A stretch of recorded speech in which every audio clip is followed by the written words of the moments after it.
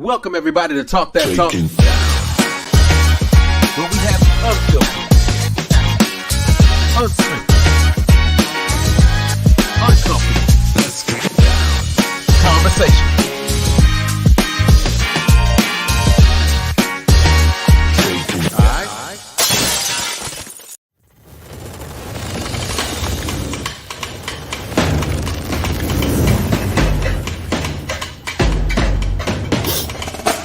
Hi, I'm Eric Prince, traditional show style coordinator for U.S. Bands. Very excited for what we have coming down the road. To reflect on the past, our initial contest that we had at Prairie View A&M with Dr. Timmy Zachary was very successful. Excited for 2022. We're going to start in Montgomery, Alabama with Professor Brandon Howard out of Huntington College. Then we're going to return back to Texas at Prairie View A&M with Dr. Timmy Zachary. And then we're going to head up to Virginia State with Professor Taylor Whitehead. And then we're going to finish up 2022 back in North Carolina with my peer here, Mr. Gary M. Bryant. Guess what? 2023, we got more exciting things coming your way. We're going to Nashville, Tennessee. We're going to go down to Shreveport, Louisiana, Jacksonville, Florida, Atlanta, Georgia, Columbia, South Carolina, and we got one more, Jackson, Mississippi. So get ready. Here we come.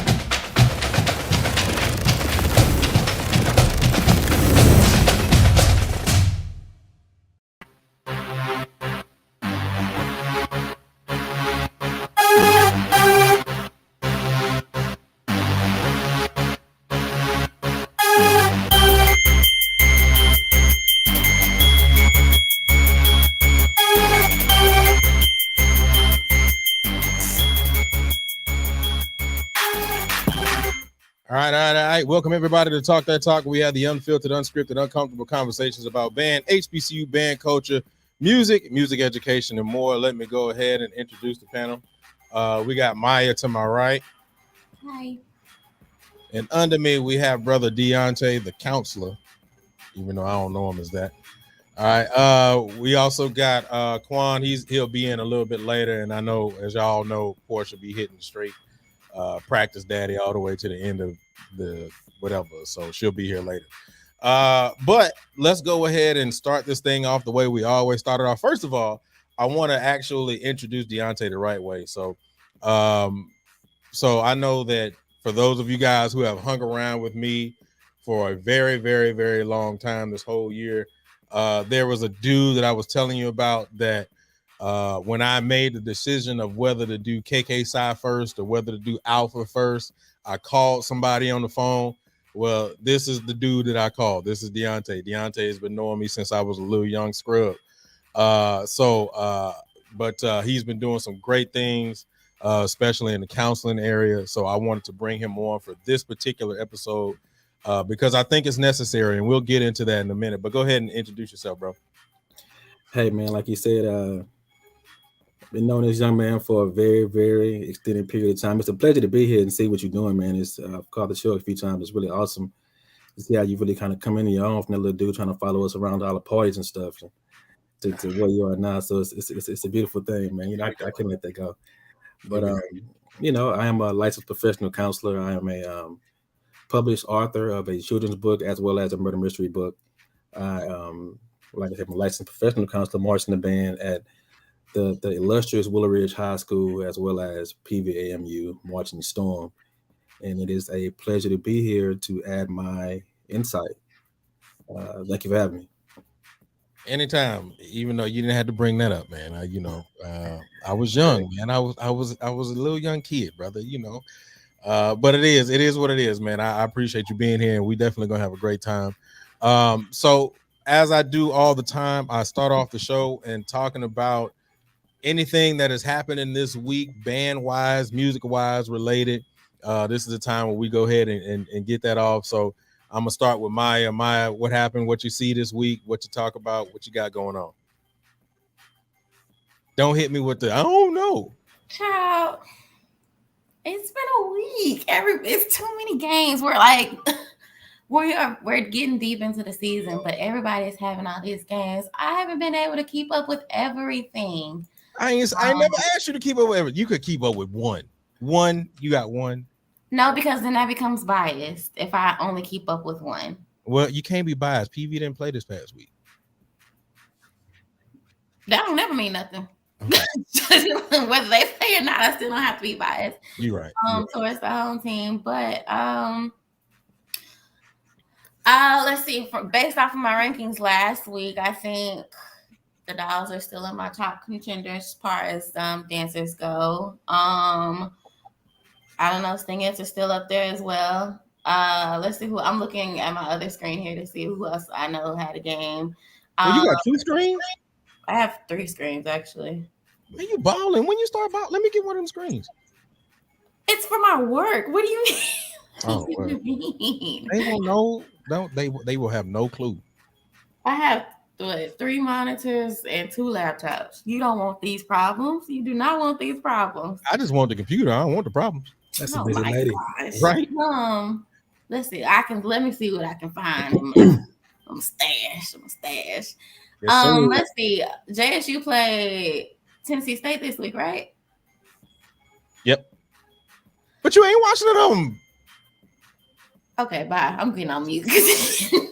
It's trying to be funny. Like, I've seen a couple of the clips. All right. Now, the clips that I did see at Tennessee State, I don't know. I just couldn't get past their uniform, so I wasn't even really paying attention. But they've never been super hard hitters with me in terms of the uniform department, if I'm just being all the way honest. Jackson State, they had more room this week, so it looked a little bit more like I was expecting it to. But again, like I said, my top 2 are still the Stingers and the Dolls as of now. Okay. All right. That's fair. I can take that. All right. Let me ask, let's see. Deontay, do you still watch band? Are you still heavily into it? Anything out, besides PV, obviously, but anything else other than that? Do you watch any band at all? I follow as much as I can, as much as of course I'm gonna try and keep up with PV as best as possible. I did go to the Battle of the Bands that was here a couple of weeks ago. I'm sure y'all probably already covered that, so I don't want to. Yeah, we got on that right after it was over. So yeah, I really enjoyed it. A lot of bands really brought some really quality performances. It kind of makes you feel good about where band is again for the moment. But yeah, as for like on a weekly basis, not so much. I'd like to do more, but time don't really permit. No, I get it. You got life, and life be life, and so I get it. Well, let me give you my feedback. I know Quan is probably going to come in here later, and he's probably going to have a couple of things. But I will say that Alabama State did play LSU. You're absolutely right. Well, at LSU or UCLA. And if I'm not mistaken, I think the way that and I don't know how true this is, but I think that was the first HBCU band to perform at the Rose Bowl, just as a game and or performance, not during the Rose Bowl. I think that's what I heard. I don't know for sure, but if it is, it's pretty dope. So that's good. And I actually watched their performance. I mean, like I always say, Alabama State is doing some things that I am just really, really happy about. They have changed drastically, in my personal opinion, from what they have been in the past. So big shout out to Alabama State. There were a lot of things that happened this weekend, and I know probably when Portia comes in, we'll be talking about this too. But there was this really weird video that ended up popping up on social media with Hampton's drum majors talking crap about Norfolk State because they got the game coming up next week, and I'm Legion 100%. And I always say, if the Legion don't do well, they don't do well, right? But Hampton drum majors went talking some mess that they just didn't need to put out on in the public eye, because the performance they put on after that just didn't, meet the bar of what as much noise as they was talking. So I saw that, and I saw Hampton's performance. It is what it is. We'll see next week. Behold green and gold. That's all I'm saying. And then I watched Jackson this week. Obviously, I'm going to always watch Jackson because I'm always watching for my favorite group, J5. And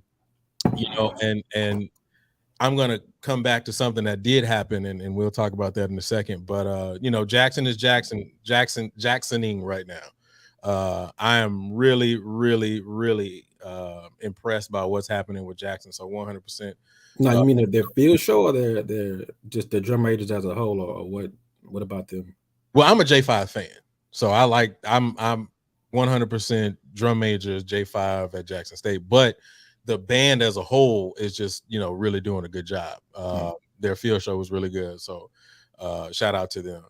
And then the biggest thing that ended up happening this past weekend, Southern and LSU, a lot of people were talking about that. I really appreciated both performances, both of their halftime performances, plus the unity thing that they ended up doing. To me, and a lot of people complain about it because it was like they made one shape on the field, and then after that they played Cupid Shuffle and came off the field. For me, I just appreciated the unity of it because it was just so much building up to that, and even Kedrick and Kelvin had to kind of put that at bay and say there's just two bros and two musicians and two organizations coming together to show unity.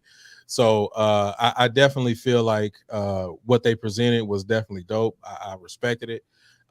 They had a fifth quarter that happened, and there was a lot of things that ended up, well, not things that ended up happening, but a lot of conversation that ended up happening in that conversation. A lot of people said, or a lot of people were saying that LSU got Southern. A lot of people were saying that Southern got LSU. A lot of people were saying that LSU was culture.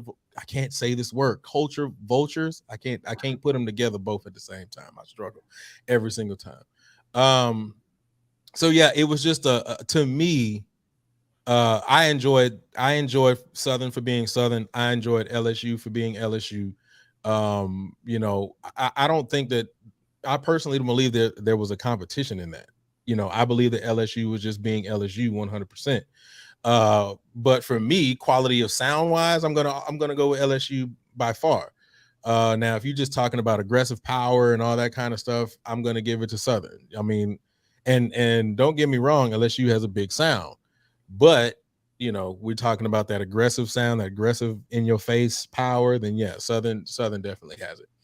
But one of the things that I was seeing that really bothered me, and I just want to bring it up very quickly, and we can just kind of go back and forth about it, was a lot of people were like, the culture, I can't say it, culture, Maya, say it for me. I can't say it. What, culture vulture? Thank you. I can't say it. I can't say culture vulture together. Culture vulture. I can't. It's something with me. I just can't do it. I've been trying to do it for a while.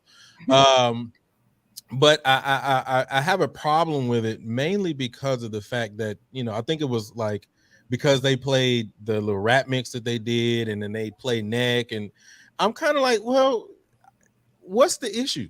I don't really get the issue. I mean, do you see that? Well, go ahead, Maya, because go ahead. I'm just trying to figure out, like, why are we talking about it now? Because that's been a thing. And then if we honestly want to keep going down the page of it, everybody wants to talk about, okay, yes, the PWIs are doing what HBCUs are doing, but everybody wants to hide their head and say, like, oh, the same is not backwards, vice versa. What about the HBCUs who have been doing things that PWI, you know what I'm saying? Like the whole culture and stuff. Yes, we've changed it and made it our own, but where does it start? So I don't know. It's just kind of, we love to play that card of, oh, look at the white man doing this, that, and the third. But if we really want to get down to it, then let's get to the depth of it. And we would still end up in the same place. Who really stole what or took what from who? I agree with you. That line is really blurred, especially when it comes to music. Like music is universal, so you can't really say who stole who from what or who doing what. Fair. Like somebody else. I mean, we play concert music and all types of different other genres when we're in the band. So saying that, it's and I'm all for the pro black this and pro black that, but like you said, that line gets really convoluted when you talk about who stole what from who. Absolutely. I mean, here's the way that I look at it, right? Like I think we pick and choose and we decide when we want to get up in arms about something. Exactly. Absolutely. Right? Like, you got to realize that when it comes to music, the first American art form of music is jazz, which was created by Black people. But we don't argue about that. Sure. Right? Because especially as a music educator, when we go into jazz spaces, you barely see Black people. Right? So, but we don't argue that fact. Right? Like, we got to really start looking at these things in depth. Southern is Southern, and we know Southern to be Southern, but Southern isn't the first one who came out with the drum major doing the kick daddy. That wasn't Southern first. So there's no argument about the culture vulture. I can't say it. The culture vulture in that. I can't say it. I can't. It's not my fault. All right. But there's no argument in that. The high step, the high knee lift. Really, do we think that the Black marching band started that? Like, if you go back and you watch the original marching from the original core style marching, it didn't start with Black folks. You know what I'm saying? So we gotta really start getting out of that way of trying to pick and choose when we want to be angry. If we're gonna be angry, let's be angry at all of it, and let's be fair on both sides. Let's admit what we've taken and we've tried to call our own. Even though we put a little bow on it and we make it a little different and we put a little stank on it, it still came from somewhere, you know. So I think that was my biggest problem. Like, and this goes back to J5. You know, Marvin, who is the head drum major at Jackson State right now, when they came in and they did the get ready at the game, there was a mistake that ended up happening. And I looked in the comments and someone was like, that's because, you know, with our culture, you know, it ain't all Black no more.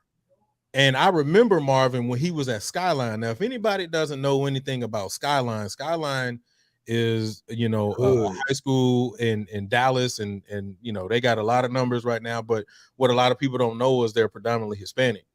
Like, if you look at Skyline now, all four of their drum majors are Hispanic, and they march just like J5, right? But my problem is, I think it was last year, they put out a video of them coming back and marching from, I think it was a performance or something, and under the comments it was like, oh, we just can't have nothing no more. And I'm like, really? Like, first of all, the band director came from Jackson State. Like, what do you expect? You know what I'm saying? Like, but what is the issue? Like, so that was one of the biggest things that I saw, and you know, I wanted to quickly speak about that. But you know, when it comes to that LSU Southern thing, I think that both bands did what they were supposed to do at the end of the day. So there it is. All right, let's go ahead and get to these topics. And I'm going to tell you where these topics derive from. But first, I got to remember to hit record today. So let's, because I didn't remember on last show, I didn't hit record. I was like, dang, I didn't hit the record. So here we go. Some content. No, I keep the content, but it's easier from here than it is to do it from the computer. So here we go, from the top. Here we go. Welcome everybody to Talk That Talk. We have the unfiltered, unscripted, uncomfortable conversations about band, HBCU band culture, music education, and more. Man, y'all go ahead and smash that like daddy. Let's go ahead and help that YouTube algorithm. Also, please make sure you subscribe to the Passioneers Network and turn on notifications. This episode will be up on all your podcasting networks. Just type in Talk That Talk, or if you're on Apple Podcasts, type in Real Talk That Talk. All right, so let's go ahead and get to the meat of this conversation. So I think everybody at this point has seen the Grambling video. If you have not seen the Grambling video, I know Maya's about to go look it up. It looked like he was about to look it up on one of your 17 computers. But on the Grambling video, it's a pan across while they're on the field, and then there's a young man like in the middle of the drill. They're doing a step 2 drill, obviously, and in that step 2 drill, he loses his space and literally just walks right off the field. Like, he just stops, doesn't try to pick it up, walks off the field right in front of Dr. Roebuck. And like this is like 50-yard line. So one of the things that made me think about, you know, coming up with this conversation was based on the fact that we don't know what that young man's headspace was. And one of the things that we're doing right now is we're passing it off as comedy, right? But that's one single individual. And that one single individual has to look on social media every day and see this particular thing happening to him. And I just remember when I was in band, right? Now, I know that was like 100 years ago, at least. I mean, that's true, regardless of how long. Matter of fact, 20 years. This is going to be my 20th year. This is 20 years that I started at Norfolk State. Good Lord. Anyway, but so yeah, one of the things that I remember is if we did something like that, I had to hear it from the section, I had to hear it from the band, I had to hear it from the directors, and I didn't have to have social media. Then I had to deal with it my personal self, like, dang, I messed up. You know what I'm saying? But now we're dealing with a time where social media is a major thing, and we don't think about these kids' mental capacity at this point. And a lot of times we don't even think about our own mental space, let alone somebody else, right? And so that's what made me come up with this conversation and this talk today. So let's get into it. I want to get into the first question. We're jumping right off at the top. So here we go. We say they're soft, but is band camp a mental health stressor that we overlook? And I didn't type that correctly. Okay, there we go. Here we go. I'll say it again. We say they're soft. We're talking about the kids now, because nowadays we be like, man, them kids soft. They ain't did what we did. Yeah, so that's what I mean by that. We say they're soft, but is band camp a mental health stressor that we overlook? Maya, you got it first. Oh my gosh. So yes, and yes, right? So I think that there are certain elements where we could say that, oh, these kids are soft could potentially be validated, but that just goes into the generational change and the things that are acceptable versus not in this day and age versus what was quote unquote acceptable, or at least shown to be acceptable when we were in school and even before then. But in terms of band camp being a mental health stressor, absolutely. That's why we always say only the strong make it out of band camp. But that's not to say that. I mean, I don't know. Band camp is a different type of beast, because not only are you there 20 hours out of the day, you know what I'm saying, and that's on a possibly good day. But it's just so much that has to come. You have to get one yourself. Don't let you be crabbing or rookie or whatever your band calls it. You know what I'm saying? There's that sense you're trying to get into a new space. You're trying to appease or essentially prove yourself as worthy to be in this said organization, a mini organization being your section, and an even bigger organization of being in the band in and of itself. Or even once you cross that path, section leaders, drum majors, all those types of things, that's another quote unquote section that you have to rise up to. So yeah, I mean, you're dealing with things mentally, physically. It's absolutely a stressor that we don't speak more of. Elimination syndrome, imposter syndrome.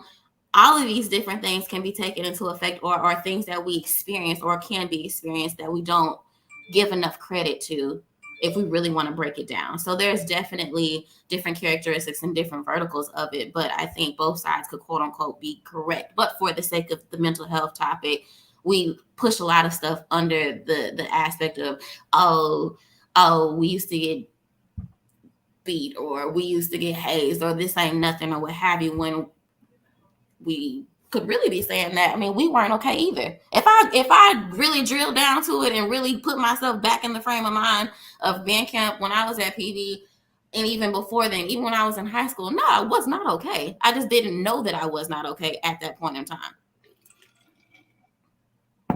Because it didn't matter, right? So that was not a conversation that was normalized.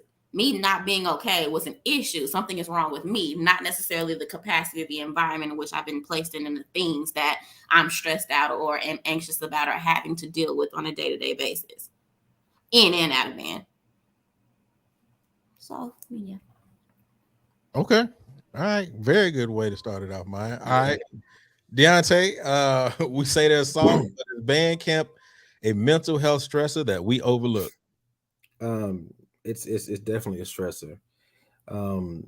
And the thing, I don't have a problem with the challenges so much. It's just that we never go back to make sure the person's okay after it's begun or after it's happened. Like there's no debriefing at the end of band camp or at the end of the season, even, because you think about the people who quit along the way. Like these could have been really, really quality musicians, but because they got tired of you in their face, or they got tired of you, condescending to them, or attacking them all the time, they off their horn now. So who does that really benefit? A person being soft is really subjective, because you got folks. I remember when I met a guy from from like the 80s. He said, "When you pledge, Fred?" I say, "I'm follow too." He told me, "You ain't do y'all cuss on here?" Yeah, you got it. Okay, I don't want to mess up your monetization or nothing. Oh, you good. You good. He told me straight to my face, "You ain't shit," and I didn't know how to feel about that. On the one hand, I want to be respectful, but on the other hand, I'm me.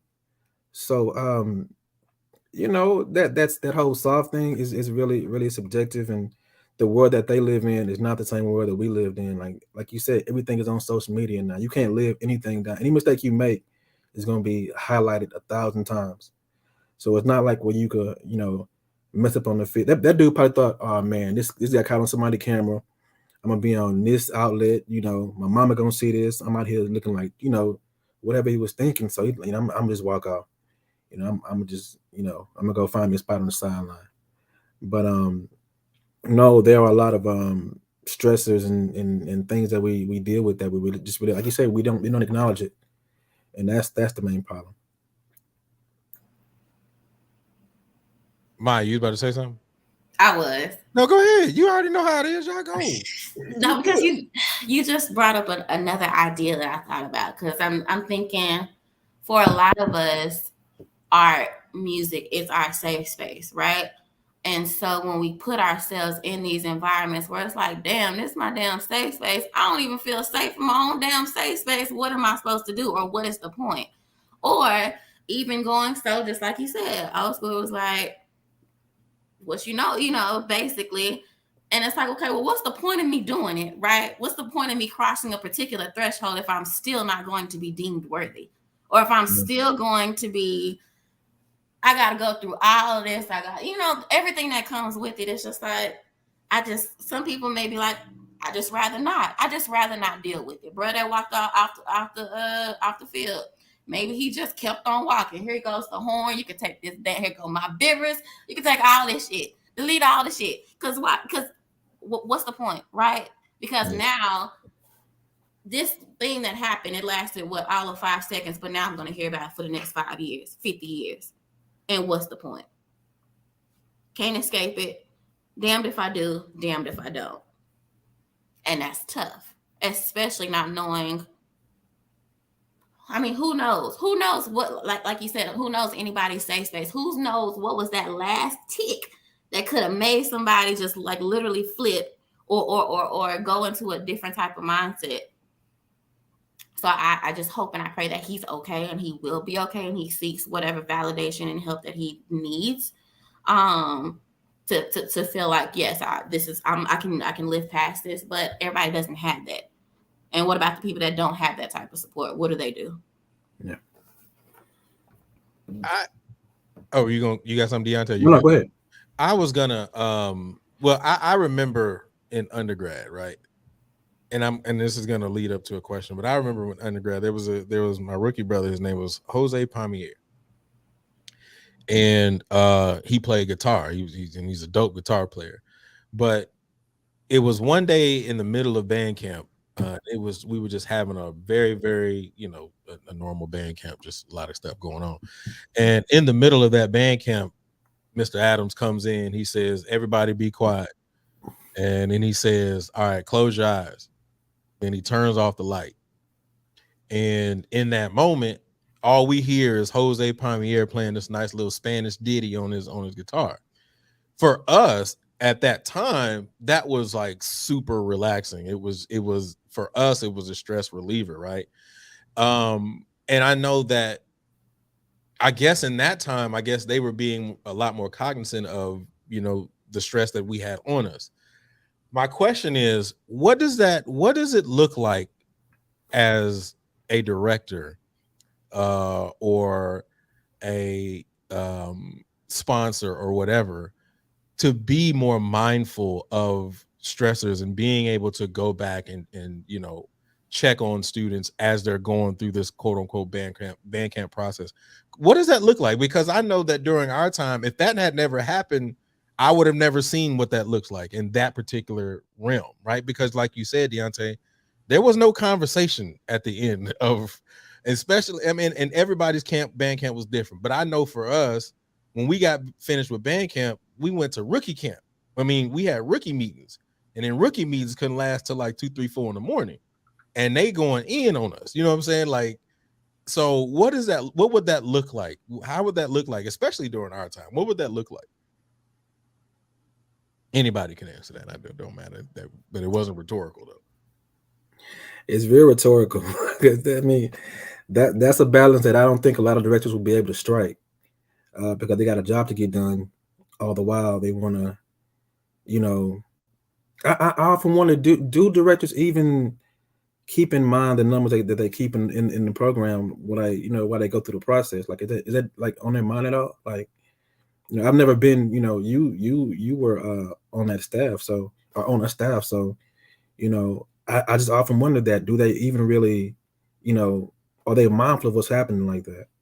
You know what I mean? I can tell you, as a director, I know that I've made it my personal mission to be mindful of certain things. But it's just like this duality that you kind of deal with. I know from a secondary standpoint here in Texas, and I know Chuck is in here, but I don't know the standards of what it is somewhere else, but I do know the standards of what it is in Texas. And in Texas, you only can practice a certain amount of hours. And this is during camp. You only have a certain amount of hours you can practice, and in those hours you have to get drill fundamental, and you have to start working on your UIL show. Like, you're able to start working on certain things. But then they say every 20 minutes you're supposed to take a water break. Like, that's legal. That's what legally UIL said. So it don't matter specifically, whatever you're doing, every 20 minutes you got to stop and take a water break. But I don't know, it's a duality for me, because I know as a director, I know I got work to get done. So in my mind, I'm like, I don't have the time to stop every 20 minutes, right? Because you're breaking up focus. But then there's the other half of it where I can look out and I can visually see that these kids are like, I'm not gonna say, well, they not really dying, but they dying. You know what I'm saying? They mouth dry, they barely can stand up, and I was like, all right, well, we got to get water. So I think is that duality that you kind of play with. Being at PV during that time, I know that we made it a thing that we always took care of the kids, and we made sure that the kids were okay. That they had their necessary waters and breaks and whatever, all that, but we did work them still, so I don't know. I as a, be quiet, man, as a, I mean, we did, y'all, we took care of y'all. I said she was in the band when you were there. Yeah, she was there when we got there. The latter part of my time. We were there 2 years while we were there. So. You said what? What year? We were there 2 years after we got there. I crabbed in 2010, so I was there 2 years before too. Exactly, you're right. Yeah. Oh no, I was long gone by then. Yeah, you were done. You were gone. Good job making me feel real old. Appreciate that. Apologies, I'm so sorry. I mean, I should have made you feel old when I said this is 20 years since I stepped on Norfolk State campus, because that means it was 21 for you when you stepped at PV. I'm wrapped into 20 years of SFZ this year. Oh, well, see, yeah, then that's about right. Yeah, that's what my head is right now. So that's the only 20 I'm hearing right now. Okay, I got you. Well, yeah, there you go. By the way, she's your chapter soror, if you know that. All right. So Shame. Yeah, my bad. I that's my fault. I didn't do all the introductions and stuff. But yeah, y'all deal with that. But no, man, I know that that's kind of what I felt like we did. But I, as a director, sometimes, like I said, it's a duality thing that you just kind of deal with and kind of fight through. But you know, I know there's a lot of laws and things like that in place. What you gotta say? This is triggering a little bit. Okay. I'm gonna say that because I've never been a director of anything. Well, I've never been a director of a dance line or what have you, right?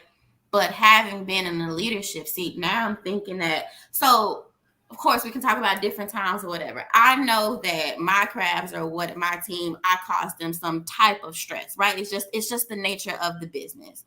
Now I'm thinking, damn, well, how much stress could I potentially have caused them, or did someone feel anxious, right, when we were in practice? Or it makes me think of, you know, when you're in sectionals, right, and you're tuning or what have you, everyone plays separately, right, by themselves. How much stress does that potentially cause somebody? Because I also know when we started having to do auditions and we would have to go one at a time or two at a time, that would make me very, very anxious, right? But then thinking about it on the opposite side of it, if I were to be someone's director or coordinator or what have you, or let's say whomever is a band director, is that something that goes into the curriculum, or is that something that is learned as you are going through your education of your bachelor's, master's, or potentially doctorate, when you are trying to get to these particular levels, right? So for band directors, are there courses that you have to take that could addition or could potentially help you understand how to navigate those spaces for your students? Is that something that should be a thing? Or is it more so going back to the conversation of, it just really depends on who you're dealing with, those who are really in it for the sense of the children themselves, or just really in it to say, I'm filling this seat, I'm getting paid said dollars, or now I get to go off of the name that's already been built for said organization. Now I just get to wear the big hat on it. You know what I'm saying? So like my mind is thinking about all these things at all these different angles, and it's a little triggering. It's a little stressful. So you brought up a whole plethora of things. And so I'm gonna try to tackle it as much as I can, and you know, then we'll. I know. I'm sorry, y'all. When we have these types of conversations, that's exactly I have 500 tabs open up in here. Okay. Well, you got 20 screens, so I get it. And 600 tabs on them, plus the 500 that's in my head, and the people that's in there talking to. And we know you got some people in there talking. Yeah, not like that, but no, it's. But maybe I need to go back to therapy. Maybe we need to stop. Yeah, probably. Hey, there you go, Deontay. You may have another client. Maybe we need to have some conversation. But no, I mean, you mentioned a lot of things. So one of the first things I will say is, are there classes for that? We take psychology courses, but we don't deal directly. Well, we don't find a way to directly tie that to band. So we don't have like best band practices with dealing with psychology. It's like just general psychology for the most part. We don't have that conversation about, you know, this is what should happen if you're dealing with this in band. And so yes, I do think there are courses that should be created for that. As a matter of fact, me and Rick have had that conversation many of times for a lot of years. But it just hasn't manifested yet. So but then the other thing that you said that I thought was very interesting is student leaders, right? Because student leaders can cause more stress than actual directors, right? Because the student leaders can either be one of two things. The student leaders can be a direct reflection of what the band director is, and if the band director is someone who causes major stress, and they're gonna be that same person, or the student leader can just be an asshole. And if that is the case, then that causes more stress on those kids. So you just opened up a serious thought there that I didn't even think about at that time. So yeah, you like yeah. Those were a lot of interesting takes. One thing I would say is that we have to be careful and as we try to reduce and alleviate all stress, some stress is good. That when you're in a position where you're pushing yourself and you're challenging yourself, and you never know how far you could stretch and go and achieve until you kind of make yourself uncomfortable. Like that playing alone. Like, do you think that guy, your guitar player, had he not practiced by himself sometimes or auditioned by himself sometimes, or been able to play in front of y'all, whether it's your eyes were closed or not, like at some point he had to be able to, kind of stud up a little bit. And I think there has to be a healthy balance. Like if you see somebody that's getting ready to break or getting ready to just, drop tears, then of course you don't continue to push them. It's not the military. But at the same time, you want to allow them to kind of come into their own, like it has to be a healthy balance, and it has to be done with good intentions. Because I think about, Professor Edwards, he was tough, he was direct, but he was never abusive. He was never chastising. He let you know what you needed to know, and he didn't mince words, but you never felt like your best interest was not at the forefront of his mind when he was addressing or dealing with you. And like you said, as a result of that, the drum majors, they kind of mirrored that. We had some guys that were a little bit more vocal than others, or a little bit more, maybe brash, but none of them were like in your face trying to demean you or trying to, kind of like shine, just no, we didn't have that. So I think some of that is good. Like you have, like we that soft question comes back to mind, because we don't want to baby people. You don't want to baby people because the winners, that they're out there still winning. They training winners. Like I have a son, and my son will not. I watch him struggle every day. He likes to crawl up under the table and get up under the chairs, and he will sit there because I let him sit there till he figures it out. And then when he start crying a little bit or he bumping his head, then I'm moving. But and he want to crawl, keep crawling under there. You keep crawling. Go ahead. You figure out how to crawl and get through that maze on your own. Until you either stop going under there or get better at getting out. It's gonna be one of the two. So we can't. It's not the kind of world. Okay. Quan, welcome, young brother. What's up, doctors? You good? Yeah. We had open house tonight, so. All right. About two parents showed up. Well, no, you got good kids. So my parents showed up because I teach music appreciation too. So yeah, I was about to say you got pretty decent kids and stuff. So they actually probably showed up. Yeah. All right. Oh, you got anything for this past weekend that you saw? We already talked about the LSU Southern thing, but if you want to go back and kind of give your little two cents on that before we move to the next topic, you can. If you don't, you good. Nah, just real quick. I think people gonna be mad, but I do feel like LSU won. That's my take on it. I think overall it was great for the state of Louisiana and the city of Baton Rouge. And in regards to the first topic, I agree with Deontay for what he was saying. You have to have a healthy balance. I saw a video with Deion Sanders today that he basically said the same thing. He was like, we're not training dogs, we're training cats and mama's boys. And I think, honestly, specifically, I'm going to address the Black community when it comes to Black males. We have to be very, very careful because there's a fine dichotomy.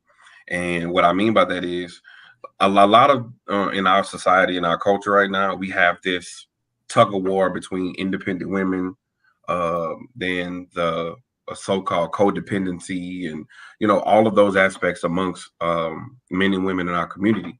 But the truth is, we believe that men should be men. We believe that a man, if he's going to be in a husband or raised in a household, well, the truth is there's certain trials and tests that as a husband, as we three, we know that you're going to have to endeavor through, period. And there are some conversations that we have to have amongst us that our African-American counterparts, they may not understand, and that we just have to endeavor through it on our own. And that's just a part of life and part of manhood. And as well as conversations that Maya may have with other women, we would never understand how to be a Black woman in America. But that doesn't mean you quit being it. So I think it's a fine line. And I think, me personally, I think that's why band is so beautiful, because it teaches you about life. I do agree that that band camp really shows you who you are. Because me coming from New Orleans, going to PV, the truth is I hated it. I hated it every day. Every day I hated it. I remember I told my mom, I said, man, I think about coming back to New Orleans. She said, no, you're not. And I'm thankful that my mother was like, nah, you're not. My mama even told me if I have to sleep on your dorm room bed and you sleep on the floor, but you stay in the school. That's what type of mother that I had. So, I mean, I hated the food. They called it gumbo. They had okra and tomatoes in it. I mean, it was horrible. You know what I'm saying? I wasn't accustomed to MSC, but then I got used to it. Like a real talk, when they said don't rain on the storm, it really mean that because we was in the rain marching and running. And you know what I'm saying? You know, and at that time we was, you know, bald headed. So I mean, my mama didn't even know who I was for Labor Day Classic. My mama said, "What my child?" I was about 6 shades lighter before I got to Texas, and then I was bald headed. So I mean, but I bless God for endeavoring through those situations, made me the man who I am today. And honestly, when I have tough times, I reflect on that stuff. When I pledge, I could go back and say Invictus in my mind and those different things. So, I mean, at the end of the day, those are the things, honestly, that make you who you are. Tribulation shows character, period. So, and you can't, it's certain things in life you cannot run from. So, that's my take. Something about that pledging thing that, I don't know, dog. Have y'all covered that yet? You say what? Has that been a topic yet? Oh, yeah, we talked about that. Circle back around to that one. Yeah. Well, first of all, you might go watch it, and then if we need to, let me know, then we'll do it. So you got to go watch that episode. But yeah, I don't know what it is about that pledging thing because I do the same thing. You know what I'm saying? I'm either doing Invictus or if something's going down, my wife can't stand it. Sometimes I'll be like, fuck it, I pledge. Well, you know what I'm saying? And just be like, I just keep going. You know what I'm saying? Like she can't stand it. What's crazy is every now and then I'll be like, it hurts my heart, it chills my soul. I repeat it and I remember my mind goes back to it to get you through whatever. But it's no different than saying your favorite Bible scripture or your favorite holy text that gets you through a particular situation in life. You know, us as educators, when we're dealing with kids and we're looking at how some of these kids are endeavoring through their own personal situations and you're empathetic towards them, sometimes you have to repeat the same thing. That's why we have band creeds, right? That's why we have band mottos. It's to strengthen the child for them to repeat it so that they can be inspired for whatever their situation is. My kids say, damn, I'm drawing a blank. But as a person thinks, so he or she shall become. So I'm going to think great thoughts. I'm going to do great things. I'm going to accomplish everything I set my mind to. I am greatness and greatness is in me. I'm a world changer every day. When they get in trouble, they say it. When they doing workouts, they say it. So now to the point when I ask them, then when they say I can't, like I can't is a curse word in my band. Absolutely. So when they say I can't, so now you got to do push-up and they be like, no, it's difficult. So now your mindset has changed. So imagine if the whole school and culture and mindset of the world is like, it's not that you can't, it's just difficult at this moment. There's a difference. 100. Hey, look, that word can't, that did not fly in my bedroom. I can't, nah. Take that outside. We're gonna come back and do it again. But yeah, absolutely. And you're right. Them band creeds, shoot, I still remember mine. So I ain't gonna go through it though, because it's pretty long. Okay, I still remember mine too. Yeah. With my high school. Yeah, it was pretty long. And I remember the crab chant. I don't know, Deontay, you remember the crab chant? The crab chant from where? Willie Rich, see? It's like 20-something years ago, man. Come on. I'm proud of it. I learned my music, play my part, study my chart with all my heart. Come on, man. Golly, man. I remember. Come on, man. All right. Almost 40, dude. Hey, I still remember it. Shoot. I Julian Lake hip hop players, my unselfish and undying loyalty to the North State University Spartan Legion Band. I still remember all of it. All right, here we go. Let's keep it moving, man. Welcome everybody to Talk That Talk. We have the unfiltered, unscripted, uncomfortable conversations about band, HBCU band culture, music education, and more. Man, y'all go ahead and smash that like daddy. Also, please make sure you subscribe to the Passioneers Network and turn on notifications. This episode will be up on all your podcast network. Just type in Talk That Talk, except for Apple Podcasts, where you can type in Real Talk That Talk. All right, here we go. On to the next question. Do we overlook the fact that online comments can have a major effect on mental health? I can tell you one of the things that made me bring this question up is something that Quan was talking about last week. And I watched a conversation between two alumni and the oblivious nature of the fact that they didn't recognize that it can possibly affect young kids. So there's a question on the floor. Deontay, you can start it off, bro. Whoa. Do we overlook it? I think that we can be, as older people, just some real jackasses about it, and not keep in mind that these are kids we're talking about. Like, one thing that I really love about homecoming is that nobody could hide at homecoming. You know, whatever you were when you were there, somebody that can verify that, or whatever you telling everybody else you were about when you were around, or when you were in the band or in the frat, somebody that can verify that and say, nah, you wasn't that. You want none of that. So you should go have a seat somewhere and drink a Coke and chill out. Like, not even no liquor, just a Coke. You know. But those message boards have been around for a long time. I remember they used to be just for band people though. I feel like, you know, they were predominantly for band people, but now anybody could chime in and say something. It'd be somebody not even in the band come on and just say some random stuff about somebody you never met. And like that's trash to me, you know. Especially if you wouldn't. That's just trash to me. So yeah, I feel like we do kind of get carried away with this online stuff, man. It's a different world. Yeah, and you're right. The message boards were different back then because you really had to go to it to actually be a part of it, right? And I always bring it up, the fifth quarter. If you didn't even know what the fifth quarter was, you just wasn't a part of it. It just is what it is, and you just kept going about your day. Like, right. But you're absolutely right. It definitely is a little bit more accessible than what it used to be. Quan, do we overlook the fact that online comments can have a major effect on mental health? Absolutely. And can I be honest with you? We disregard it because it's so normal. I just see Ms. Bundage basically just was going to say what I was about to say. It's public humiliation. Now, it's cool depending on what side of the fence that you fall on, because when you are, being praised, it's good. You know, mentally, even from a science perspective, endorphins are swimming, right? But when you're being excoriated, that's a difference. Like I know we was talking about the young man that walked off the field for Grambling. We don't know what the situation. I saw some comments that some people said that, well, he had a tooth knocked out or whatever, and he walked off. I saw an older person that was like, well, he should have just kept marching and finished the show. Well, we don't know what tooth he knocked out. And I've never, blessed God thus far, knock on wood, I ain't never got a tooth knocked out. And I don't want to.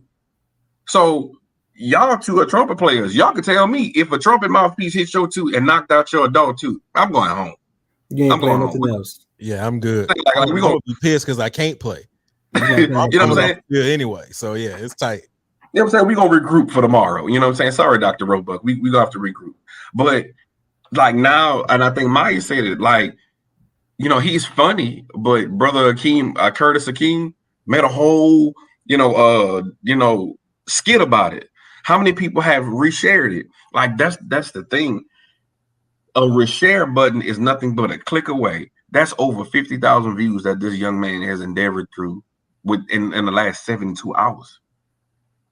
You know, I don't know. The game was Saturday. It was posted Sunday. It's Wednesday.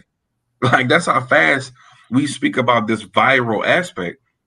So absolutely. And my thing is, we never even think about from the band director's perspective. Week to week to week to week of being judged, to the point where it's like certain directors is like, yeah, don't post that. Like, you gotta challenge people and be like, don't post that, because the truth is the court of public opinion is loud. Some people have went back to jail, or certain cases have been exposed again because of the cry of public of social media. Like, we have to look at it from an aspect of, when it comes to these kids being talked about over and over and over, like, that does do something to your psyche, bro. Because it comes to a point where it's like, bro, I'm just a bandsman. Like, you can't even low-key enjoy it anymore. And then to y'all points where you said that people can't even it's the people that didn't even march or have SWAC hours, MEAC hours, SEAC hours, the CIAA.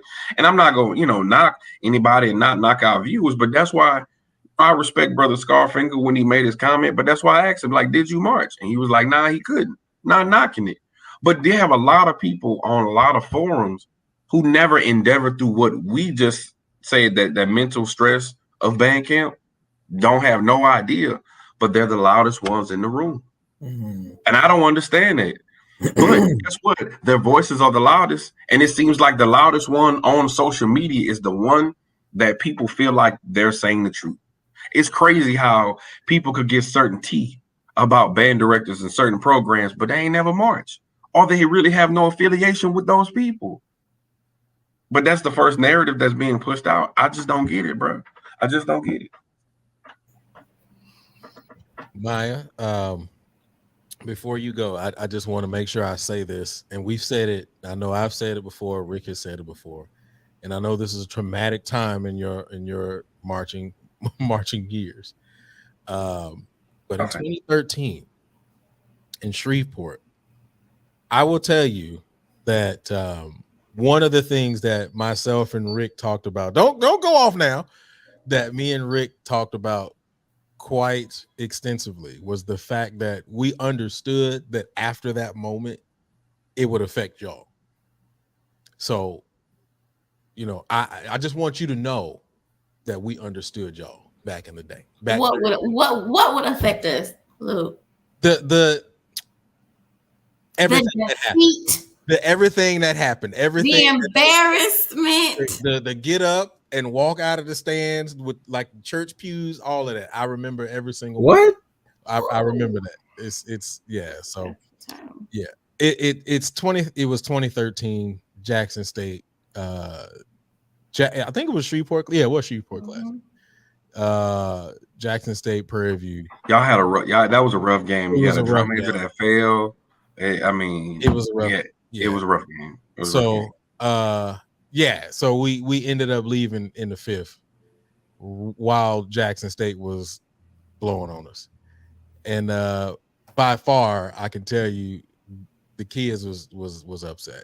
Upset is not even the word. But just know that we thought about you all in those moments, because we knew that y'all had to deal with that in social media and all that kind of stuff. But how they come back the next game? Who, PV? Yeah, it was rough.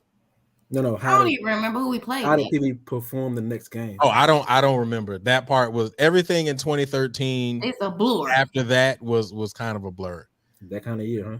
Yeah, it because you got to remember it was the rebuild. 2012 was okay. Well, actually, I thought 2012 was pretty decent to be starting off. 2013, we lost a lot. And then that happened. So we lost a little bit more. And then 2014 is kind of when, it started to pick back up again. So, but yeah, it was a really rough game, that game. But Maya, I just want you to know we cared about, everything that had happened with y'all. But anyway, Maya, do we overlook the fact that online comments can have a major effect on mental health? Without talking about 2013, because I covered there is a resounding yes, of course. I mean, I have several things to say. We've all hit on one of them being, it's the people who ain't swept downfield, ain't gotten out of SWAC hour in sight, you know what I'm saying, that have the biggest things to say. And so let me make a sub bullet of that. I'm also trying to figure out, when did that become acceptable? Because it used to be a time where you couldn't be around band folks talking about band head shit if you wasn't a verified if you wasn't a band head. And so I'm guessing, of course, with YouTube and how social media has become so popular that you cannot stop people from saying what it is that they have to say, but for it to start taking over, right? And for a negative comment or a particular type of view to start to drown out those who actually know know what they're talking about or have more substance or more experience in the realm of band. When did that happen? But there's no clear-cut direction, day, time, or whatever. But I'm just thinking about that. Now, also, we say, can it have a major effect on mental health? But I think that also goes with who you're dealing with, right? Because if we are thinking about the band heads who are the loudest, those are usually the persons that they may not even be Storm. You know what I'm saying? Like, they may not have even made it through a season. They might have been the worst person on their damn horn. You know what I'm saying? Like, so, or the fact that they were able to march a field show or put a band shirt on their back or what have you was the biggest accomplishment that they've ever received in life. So it's the only thing that they have to hold on to. So living out their glory years is the only thing that they can, kind of result back to. But I mean, overall, yes. Can it have do we overlook the fact that online comments can have a major? Yeah, absolutely. But who's gonna fix it? What do we do? You know what I'm saying? Like, what's the solution behind it? It has to be more conversations like this of trying to reinforce that negative energy with positivity, and to have the right people in place who are going to vouch for their students or who are going to provide a safe space or a safe environment to flourish and be able to nourish those persons who are in these said organizations in this day and age. Somebody said, I feel for the dancers, but if you actually do it for a living, you might as well. Dancers get through the trenches with Do you have a segment on the mental health effects of being a dancer? You can do that tomorrow on your show. Okay, sure, but let's talk about it today. Well, you can start it, but tomorrow you can continue it on your show. I'm just saying. No, that's fine. Okay, but go ahead. You can touch it because I was going to ask you that anyway. What? From what Phoenicia brought up when she said dancers get drugged through the trenches with hackers that low key want to be fans too. I mean, it goes a little bit harder than hackers, right? So we joke about it all the time. Going to State Fair Classic, you got people screaming your name to people with my face on your t-shirt. I don't know you from Bob or Tina. You know what I'm saying? Like, I can't go to the grocery store. It happened. It happened. Y'all. Hey, Maya is not lying. Maya was she had a whole fan section when we were surprised when we got there. We was like, God dang, why is it? How do you know these people? And we thought that they was like people she knew and family. Oh no, it was like it was fans. And it didn't matter what state it was in. And that's the weirdest part of it, right? So you get, especially being in auxiliary, because I mean, how long we've come, or how far we've come with technology and the pinpointing of the different fan pages, right? Whether you made it, whether your cousin made it, or whether somebody in Canada, I don't know, has just made a random page. We're subjected to all these things, right? So yeah, you the section leader of whatever, it's far less likely that you're going to be literally publicized. Anything that you do is publicized when you're quote unquote the face of the university, right? And so everybody likes to say, okay, the girls are the face of the being, like the beauty of the brand, or if you want to say like, oh, there's no women in the band except for those whom are dancers or what have you, whatever that looks like. There's an added layer because now I can't even live my life, right? I feel like walking around on campus. I can't even go to the grocery store or Target without thinking that is there somebody that's watching me? You know what I'm saying? Somebody that has been wanting to get close to me, whether they just actually enjoy me as a person or what they think of who I might be as a person, or some type of weird ass man or woman or whoever who just wants to be able to say that they see me, you know what I'm saying? And be able to be on the next blog. Oh, I just saw Maya do this, that, and the third. That has happened. I have had people hack my personal things, which is another reason why I took a big hiatus off of social media, because of just weird people just trying to have some type of leverage or be close. And so just thinking like, what's the point? You know what I'm saying? Like, I can't even live my life. I can't even be who I want to be because I'm so scared that somebody else is going to take it from me. And I didn't even ask for this. I just want to dance for y'all. That's it. You know what I'm saying? I just want to put on my dance for y'all. That's I wasn't gonna say I I just came to dance for y'all. That's it. That's it. You know what I'm saying? Like, I just wanted to put on my little fringes. Okay. I just wanted to do a little fall fling. You know what I'm saying? I just wanted to cross the road and have a time. Yes, we're talking about two totally different dances, but you get what I'm saying. I just want to have a little fun. Okay. Put a little makeup on, do a little 1-2, and you know. But That's now wild.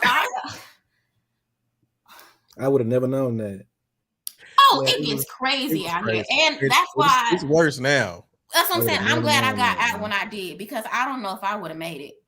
In this day and age, as much access as people have, whether wanted or not. Listen, please. I couldn't be in school right now. So you were my first experience with that whole dancer side. But my second experience, I had a student when I was working in Beaumont. She was a dancer, and then she ended up becoming a doll. Mm-hmm. Micah. Mm-hmm. So Micah Pagoose. Pagoose. Okay. So the funny thing about it was, I was like, okay, you know, it's just Micah. But because I knew her as a student. I knew her when she was like 17. You know what I'm saying? So for me, it was just a student. But it became really weird when I saw people had fan pages on Instagram of Micah that Micah didn't create. And I was like, yo, like, this is weird. Like, y'all don't even know this girl. Like, I had a closer connection with that girl because I watched her go to school. I took her to performances and blah blah blah. Y'all making pages, like, and they be having the inside scoop. They have the unseen footage. They have pictures that you haven't even posted yourself, that the team pages haven't even posted. And it's like, how the hell did y'all get this shit? You know what I'm saying? Like, you just have people who just want to touch you or just feel close to you. And it's just, I mean, not to mention, that's why we had to start thinking about bed security. You know what I'm saying? Because people would try and run up. God, excuse me. You know what I'm saying? Like, you trying to run up on me like, excuse me. That's why y'all be joking. Like, if I'm coming around, okay, we got to get security. Like, yeah, ha, but I'm still. But they still put the girls in the middle of the in the formation when y'all doing parades. I don't know. No? I don't believe so. No. I can tell you. We used to do that. We used to put them in the middle where you couldn't just get to them. Yeah. I don't know. I'm not sure. It seems like it's definitely warranted now, because that whole thing sounds real dangerous to me. It's very dangerous. It's very dangerous, and it makes it's so bittersweet. It's so, because it's like, okay, like, I think that everyone should be able to have that experience if that's what you want, but there needs to be a lot more of an in-depth conversation of the bad things that come with it and what you have to look for, known and unknown. That's wild. And Quan, were you gonna say something? Because I saw you on mute, but then we started going into what I just forgot, but I mean, that's crazy. Like, I would have never thought that that's deranged crazy people. You know what I'm saying? But I was just about to just bring up an aspect of, like, that's why, even from the point of view of and I'm not diminishing anything that anyone on the show has went through with that, but imagine, like, celebrities, why sometimes they crack up. You know what I'm saying? I just saw a post before I got on the show with Hailey, the Little Mermaid. She had over 1.5 million dislikes because of her skin tone, because of Little Mermaid. She's black. Let's just because she's black. Yeah. So think about what she's literally opening up an avenue for diversity, equity, and inclusion that this country says that we want. But once we do that, all of a sudden it's this type of backlash. You know what I'm saying? It's like, that's crazy to me. And so it's like, from like your situation, like, you got people making shirts. The young lady got, fan pages and whatnot. Like, that's crazy, bro. But social media has gone to a point where it's like, it's giving people anxiety. Like, this gives people anxiety. You know what I'm saying? That, and then, I don't know, we can go around, but it does have a major effect on mental health. You know, that every week, and I'm going back to think about the band directors every week. Like, even we have shows that talks about bands that we don't know what they're going through and endeavoring through on a week-to-week basis, but we're critiquing them hard, criticizing them hard every week. And I know as band directors, they have to learn how to let that go, because that's your baby. But how do you not take it personal? And I'm not gonna lie, if you say something about Worthing, man, you might fight me, because I know what I'm going through. You know, when you was at band director.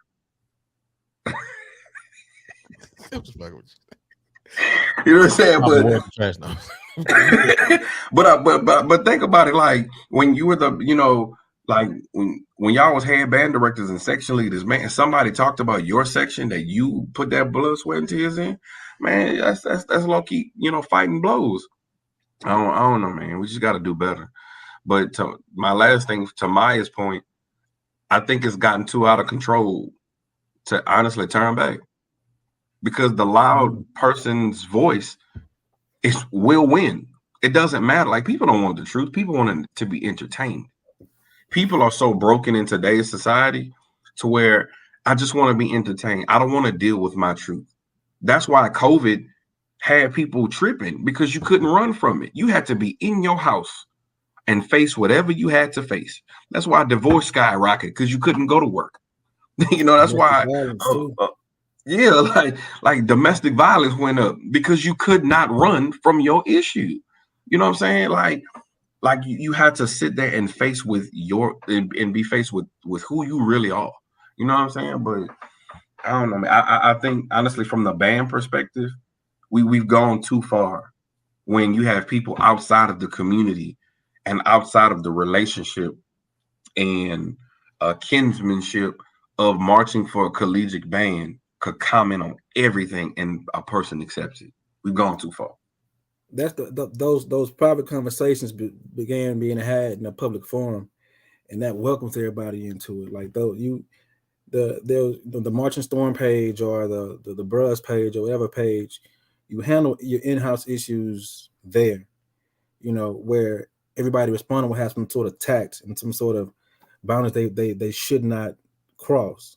But when you start having those conversations on, different forums where everybody has access to it, that's where it goes wrong. I absolutely agree on that, 100%. And then going back to the dancers thing, and I think UC Dance put it in there.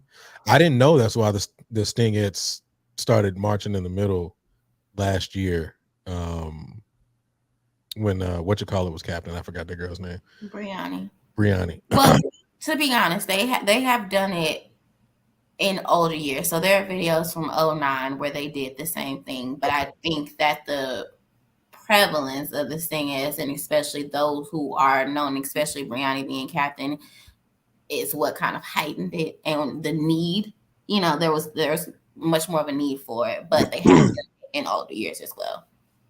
Yeah, and then I was gonna say, thank God for the Spartan Guard at Norfolk State, because that's literally their job, is to protect the band, protect the dance girls. And we've had that conversation before with them. They don't mind throwing hands with anybody.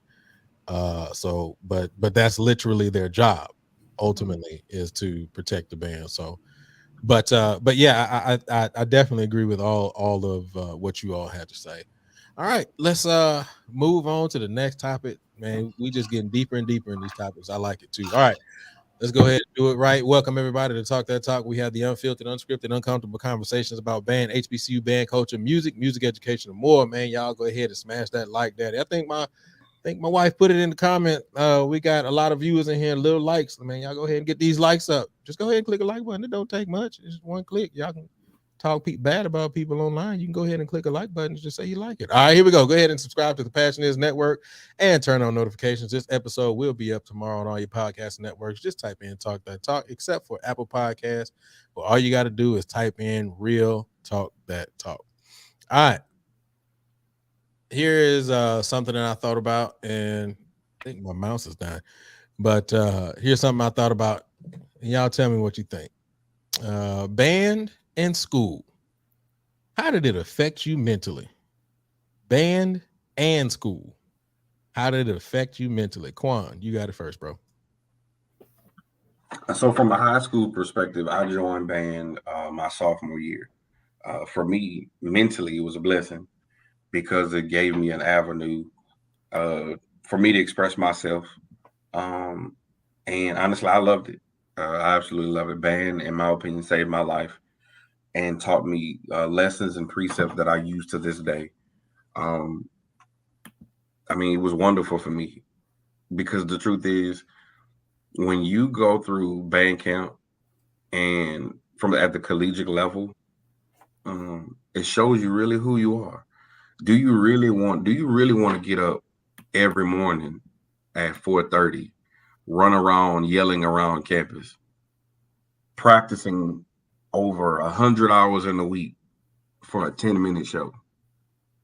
Do you really, is it really worth that? Is it really worth going through your process of, y'all say rookie camp or crab camp to be a part of this legacy that you saw that you wanted to be a part of since you was in high school?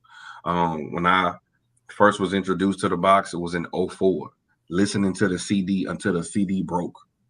And then I ended up getting another one and they told me, they was like, don't allow anybody to, listen to the CD. But I burned the CD like 12 times and I had like 6 different copies on it. And then I end up scratching one song. So then I had to play when I wanted to hear one cadence. I had to take that CD change out and put the other one in to learn the cadences on the CD. So, but it was all worth it, man. I think band, honestly, it shows you your character overall because you're going to be tested. And I agree with Deontay. What he said was certain stresses are good. So you have to show just proof on your instrument on a daily basis. You didn't realize that you can learn 2-3 shows, 12 band songs in 2-3 days, and then perform in front of several thousand people. Get on the bus, do it again. Like y'all talk about that Dallas trip. You ain't thought you could do that, but you did it. And guess what? You did it 3-4 years in a row. Y'all didn't think y'all could, was a part of that rebuilding process. You may have never thought you could rebuild the band program, but y'all did. So it shows you your character of what honestly you made of. So I mean, band is truly a blessing. That's why I became a band director. It saved my life. I continue to strive to save other kids in urban areas or whatnot, and any kid that walked through my door. I think it's a testimony for me, and it's just my calling. So I love band. Mentally, it can get taxing, but at the end of the day, it's worth it. And so you have to look at the cause bigger than the current reward that's in front of you. Being at Worthing, I mean, it was some days I was like, yeah, bro, I quit. And then I had to wake myself up the next day and was like, all right, I quit yesterday, but today I'm gonna start over again. And it's working for me. So before we keep going, Quan, I'm gonna hit you with the Smiths again. Or maybe not, because I know we did it last week, but I want to make sure that I explain the question. I'm talking. Start saying the objective first. Well, see, but not, I thought you understood it, and so I was just like, all right, we good. And then, but you had such a soliloquy, and I just kind of wanted to let you have it. So I ain't want to jump in and be like, hey, no, you was in your bag, so I just let you pull everything out the bag, and then I'm gonna go back. The wrong bag. It's still a bag. It was a good bag. But no. I just want to make sure I clarify. I'm talking about being in band while being a full-time student at a university. So many times I think that we go through that process, but then we'll see random kid A over here who's just a student who was able to get in school, and they get to go all the sweet party daddies on campus, and then we sitting on the practice field and everybody else going to the party, and we like, God damn, you know what I'm saying? And just all the stressors that come along with being in band, as well as being a full-time student, knowing that you go on that trip, but you got to have that work done when you get back. You know what I'm saying? So those kind of things like that. So yeah, you want to try again? You want to go in another bag number 2? Let me go on another one. So from that point of view, it can be very much taxing. And honestly, I didn't know what depression was until around like maybe my end of my sophomore year, junior year, like because I was a music major, so I was also faced with juries, and I think my sophomore I did a Barry exam and I sucked at it. Like it was bad. It was bad to where my professor looked at me and was like, boss, let's talk about what's going on in your life right now. And like I just had a meltdown. Like Bob Jones, wasn't it? yeah, most Yeah, definitely. that's You Bob brought it up Jones. ball, so yeah. Oh, yeah, Oh, what was that? You know, and I just broke down because I was like, dog, I'm stressed because I mean, at that time I think Prof Edge had just passed, still being a music major, and we're still playing these pieces with his signature on it, but his presence wasn't there. Like, and I think, like I say, many people don't understand that transition. Like, I hear how everybody from Willow Ridge speaks about Mr. Thornton. Like, some people even to this day still get teary, you know, speaking about him because to many of you, he was your father if you didn't have one or a father-like figure, right? That was an influencer. So when a figurehead of that type of caliber passes away from 30 years of establishing this home, and then unfortunately the business of being a band director is like, okay, business as usual. But nobody ever processed the kids though. We never had a chance to sit down and be like, well, what about the kids? Because what people don't know is when he passed away for his service, they was like, hey, y'all, go see the body first before we march in. That was the most, we was like, when we saw the hearse, we was like, okay, y'all, it's real now. And so we had to muster up enough strength to go view the body first before we actually played and performed. Like when you think about those type of things, it was hard. So we went through some different things at the Storm at that particular time. But mentally, being a full-time student, making sure that you attend practices consistently because you didn't want to get your scholarship taken away. When it came to the parties, I mean, we went to a few, wasn't a party person like that, but there are certain experiences that I do regret to a degree that I wanted to experience. Like I wish I would have pledged all of the organizations that I wanted to as an undergrad, stuff like that. I mean, I went to the side phone parties, that was the best parties at the time. I've experienced the Bat Cave, so that was the greatest thing. But I never went to Knights of Columbus. No, I never went to the Key Party. I never went to the the Omegas had that glow in the dark party. I never went to one of them. You know, I didn't do streaking and stuff like that. I wasn't stupid. I never did cow tipping. Maybe I should have did that. You know, it's just certain stuff that that you know, like that people talk about college stuff that I just never did. But I would never take my band experience away because that's my family. And I think if you substituted the parties for the band family, I'm gonna pick the band family every day. And I think those are some of the things that honestly that we had to sacrifice to attain what we've attained. The experiences, you know, marching in NRG, marching at Honda, laughing about the good days and bad days, you know, having your relationships in the band, having your breakups in the band. All of those stuff is what make you who you are. So, I mean, it can be taxing, but it was worth it in the end. Still in the other bag too. Very good. See, 2 bags, and you did a great job in emptying both of them. And I just want to say that I never experienced the Bat Cave, and I wanted to, but I did go to a Key Party once, but I really hate that I did not experience the Bat Cave, man. When I tell you the stories that I would hear from you and Mikos and Joe, and I just your whole line. So yeah, but I hate that was one experience that I didn't get a chance to get to. I know that has nothing to do with this conversation at all, but that was my freshman year. That was my freshman year. They was like, we going to the Bat Cave. And I was like, what's the Bat Cave? Yo, just get in the car, bro. Just get in the car. First pajama party I ever went to was at the Bat Cave. Listen, I was hearing about the Bat Cave when I was in Norfolk. So, yeah. All right, let's move it on because nobody know what we talking about except for the people on this panel and probably some PV people in the chat.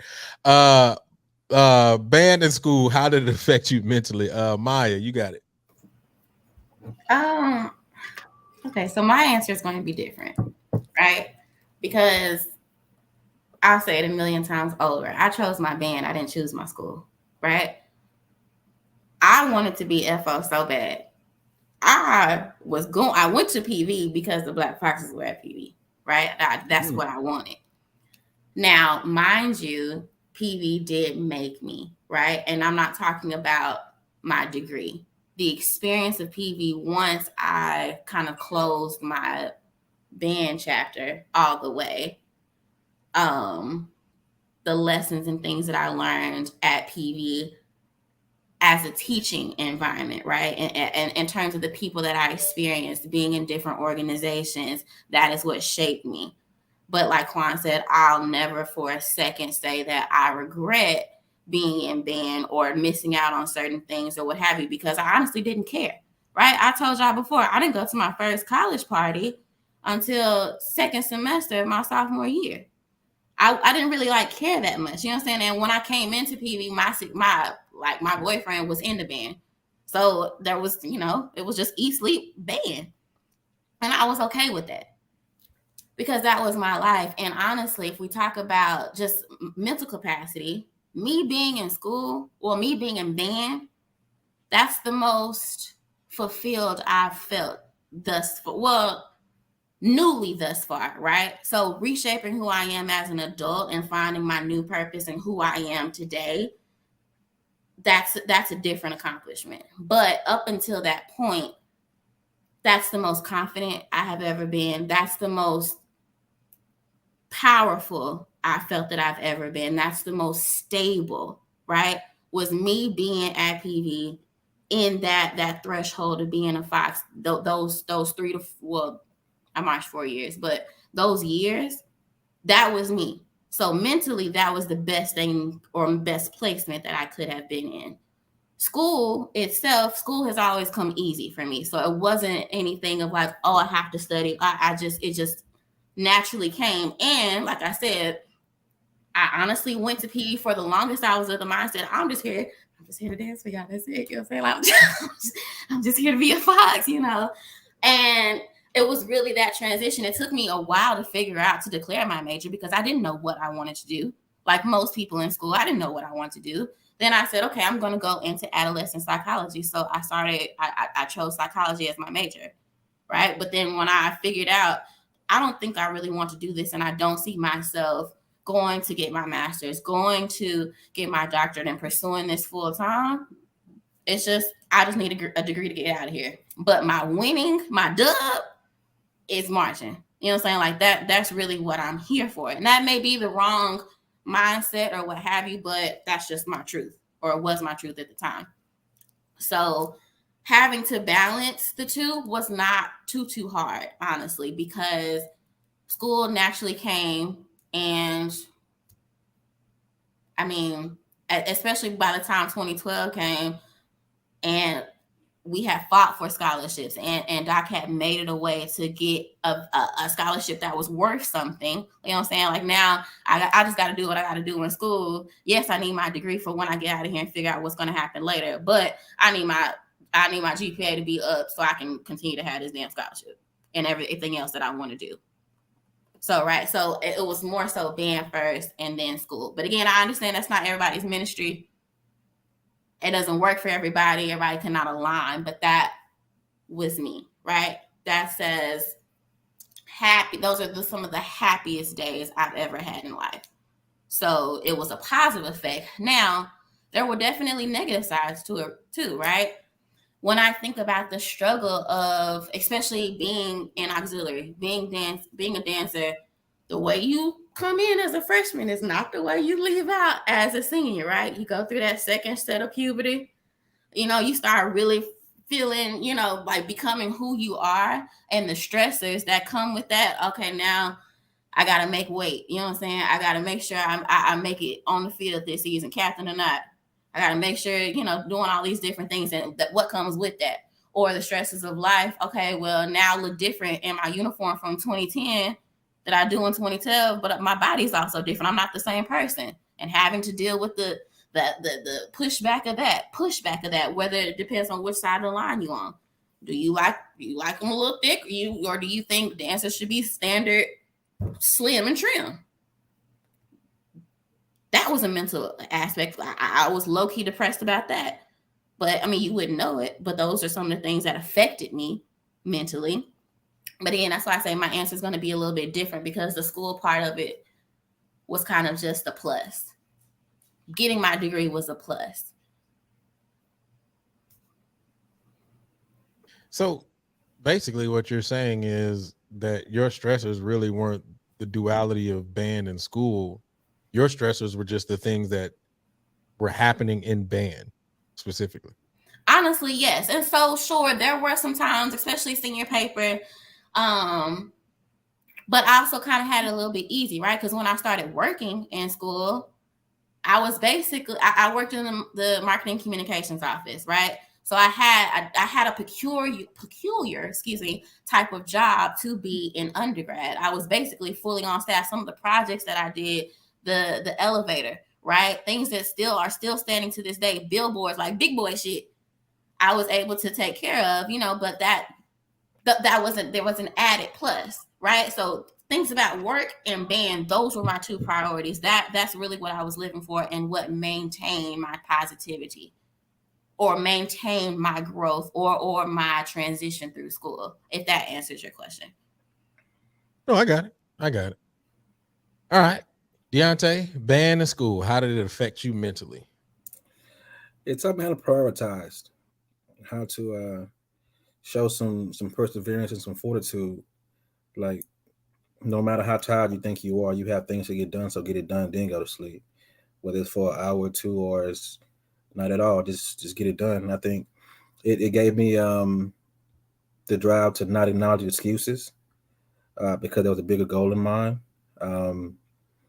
And like you said, although, you know, band it's supposed to be somewhat of like an additive to school, or like a, you know, it wasn't that for a lot of people. That I remember lots of band stuff. I can't remember many things from class, as far as what might have taken place. Not what I learned, but as far as, like, you know, things that stick out in your memory because of, you know, in class or whatever. But no, I think it helped me grow up, and continue to have pride in, you know, what's coming from me, whether in the band room and in the classroom. So that's the way, you know, that the mental aspect of it.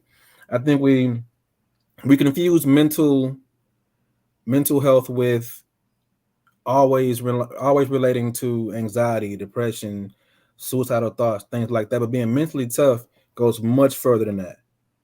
You know, you got to be mentally tough to be a director like Quan and have, you know, somebody come back and say something that's unfavorable about your product that you have worked your ass off for. Yeah. You know, that's being mentally tough. You know, it's just putting yourself out there and allowing yourself to be approached unfavorably without flying off the handle, slapping the shit out of somebody. You know, is another aspect of mental health and mental stability. You know, but no, if to bring it back around and not, you know, veer too far off topic, it taught me to keep my priorities in mind and remember what I was there for, and to stay in tune with you know, just the bigger picture. Do you think, and this is for everybody, do you think the young people now navigate those two things well? And I'm asking that question really from a educator's perspective, because I feel like things that we wouldn't complain about, I guess, it seems to be more complaints about, if that makes any sense. Like what? So something like simple as I can't come to band practice because I have homework. Nah. You know, but things like that, especially in band rooms nowadays, kind of runs rampant. Or I'm failing a class because of band. You know, those things happen quite often. So do you all feel that young folks are navigating these things well nowadays? Go ahead, Quan. So, being a high school band director, I deal with that now. But some of the issues is that now, and I guess our age would be considered the parents to a degree. Most of them allow them and allot them that excuse. Well, because we always got to blame something, right? So I'm gonna blame band. So we think I'm gonna take this away from you. I'm gonna make everything your burdens light. Nah, it's not. So you have to create systems because you chose it. Prime example, I had a student came in today. He's a sophomore. He didn't sign up for band, but he was dumped in band class. And I asked him, hey, do you want to stay in band or you want to get out? He said, well, you know what, mister, I'm gonna learn the instrument. I said, okay, cool. I said, you don't want this change schedule for him? He said, no, sir. So now it's too late to change class. Now I'm holding him accountable because the perception of band of what he had in middle school was, bro, we just sit here and watch movies every now and then. Nah, bro, grab this tuba mouthpiece and I need you to start buzzing. And he like, you mean I gotta come to school like after school, like every day? Yeah. Hey, well, mister, you know, I gotta do such and such. Didn't you sign up for band? Didn't you, when I gave you the option, you said yes. So I'm holding you accountable. So I think it's a difference with this generation with, first of all, accountability. And at the end of the day, you're a student first. So go to tutoring, but after you finish tutoring, you still have band practice. And you're still going to be held accountable for your music. And you're still going to be held accountable to make sure your grades right. Because I think that we've gone far in education and justified everything from a social and emotional aspect. Certain things are warranted, granted. But certain things, real talk, we just being like soft ass teachers and parents. And honestly, we became soft ass teachers and parents because we don't want to lose our checks that come twice a month. But the truth is, we are rearing a generation of weak ass people. I agree. So that's just the bottom line of what it is. Like, think about the things we endeavor through on a daily basis, just bills. Like, I was talking to somebody the other day, and I was like, man, do you remember when the only responsibility that you had was, mama, can I go outside? Now you got to worry about kids, bills, gas going up, light bill, gas bill, mortgage. Did they forgive my student loans? All of this with a straight face.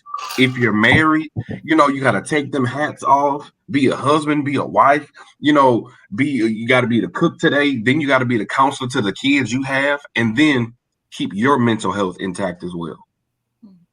So if we're not training them in this way for some of the things that they're going to endeavor through, then that's why, honestly, they want to quit everything. Some of these kids only want the option to quit. And when you can't give it to them, that's when they fold. So real talk, that's us. That's us. That's school. Now you get a participation trophy. What happens to real talk? You just wasn't good today. Go back, bro. Go back.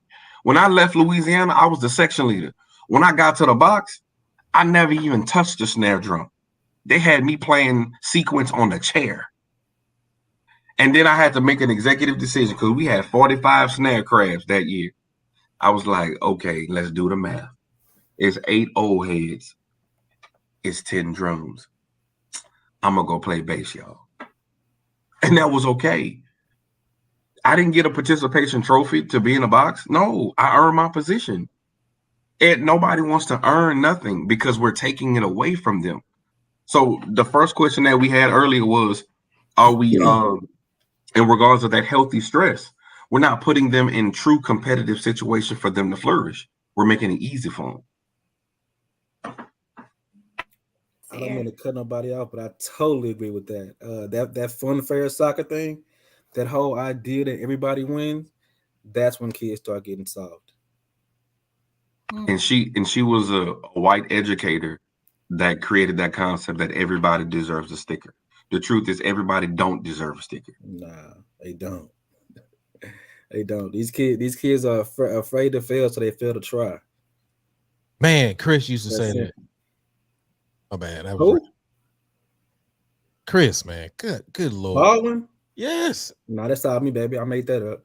Man, he said that to me. Oh, you probably said it to him when y'all online or something. I don't know. But he said it to me in 2002. I think it was 2002. I'm about to call Chris on that one. I'm stealing my stuff. What's the saying though? I'm gonna use it. Try to fail to try. You're afraid to fail, so you fail to try. Yeah. And that's these kids today. They just don't want. They don't. That's why they love to say, "I don't care" so much. Well, I don't care. I don't care. Yes, you do. You just don't want somebody to hold you accountable for it.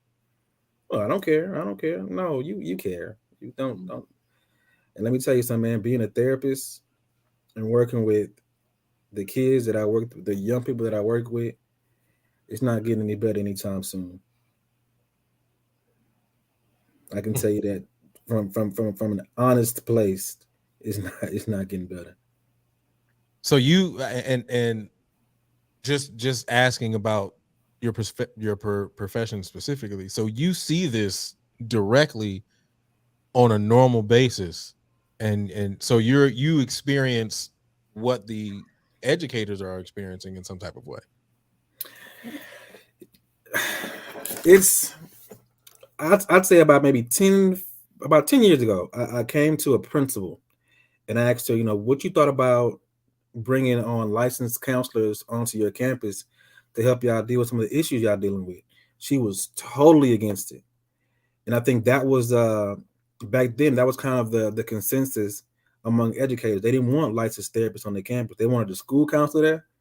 But no, you might be saying that of how y'all feel now. But back then, they didn't want us on their campuses. But now all they do is call us in for everything. Well, I will say this: it may have been administrators, or was it the educators in the classroom? The administrators. Okay, well there we go. That makes sense. That makes sense. And I guess because be like, yo, this kid needs some real counseling.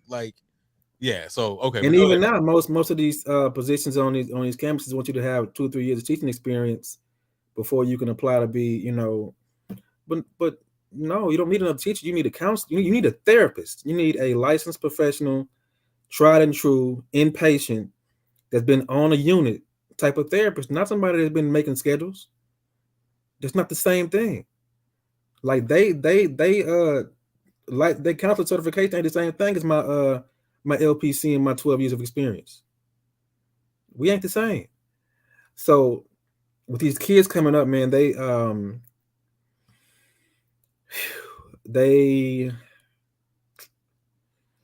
different.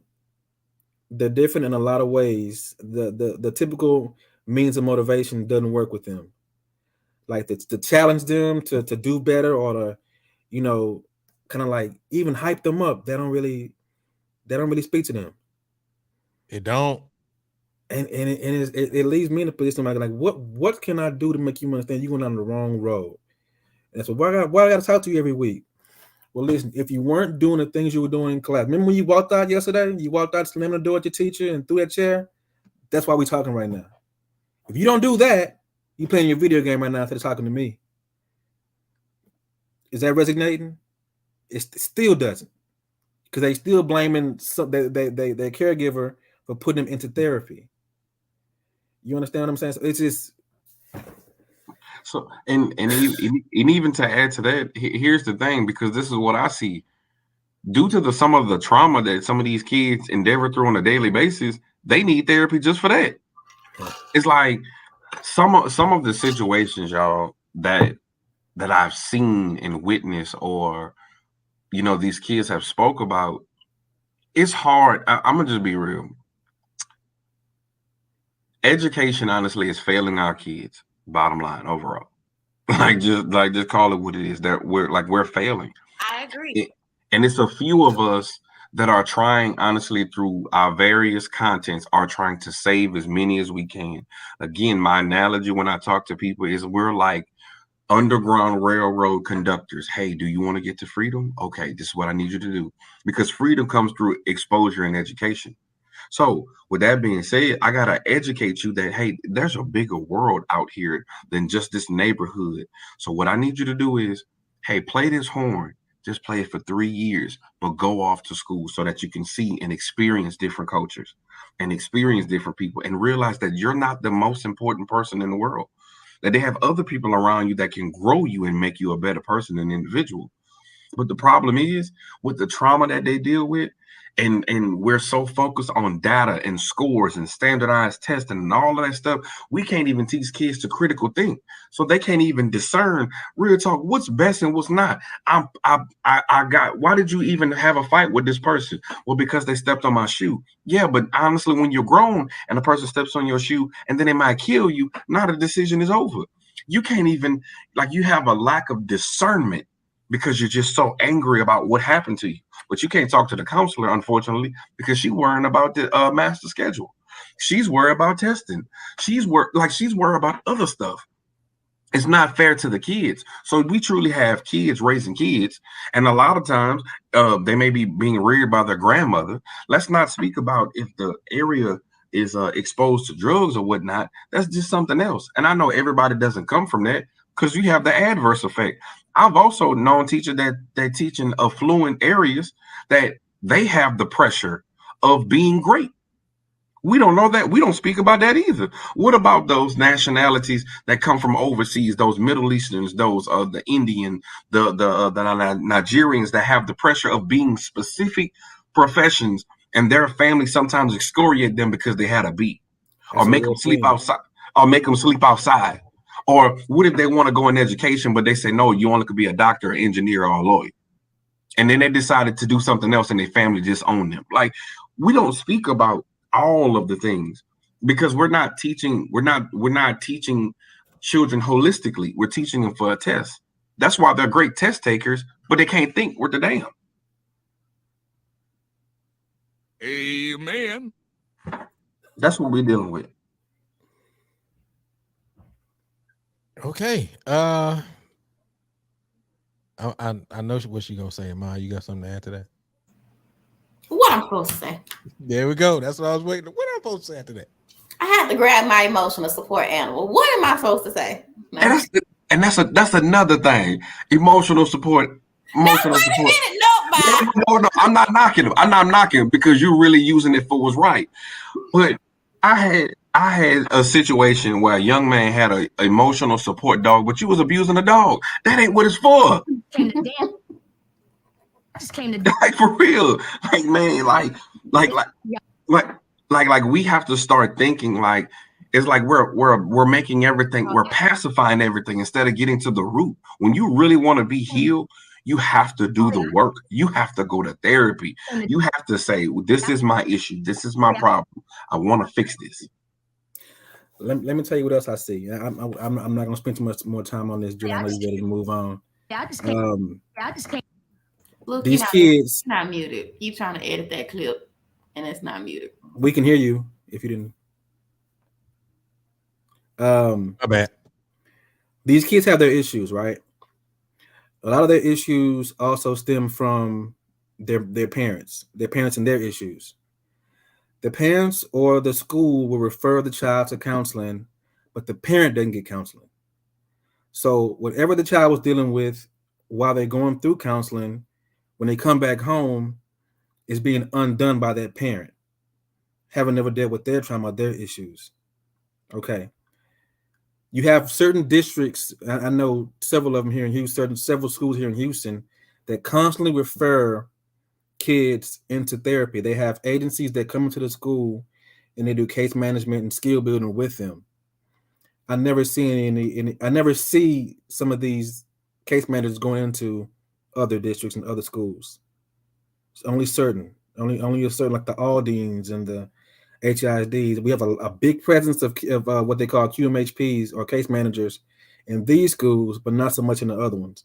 And what happens when they refer to these agencies, they get skill building skill building, and they also get referred to a psychiatrist where they're put on medication.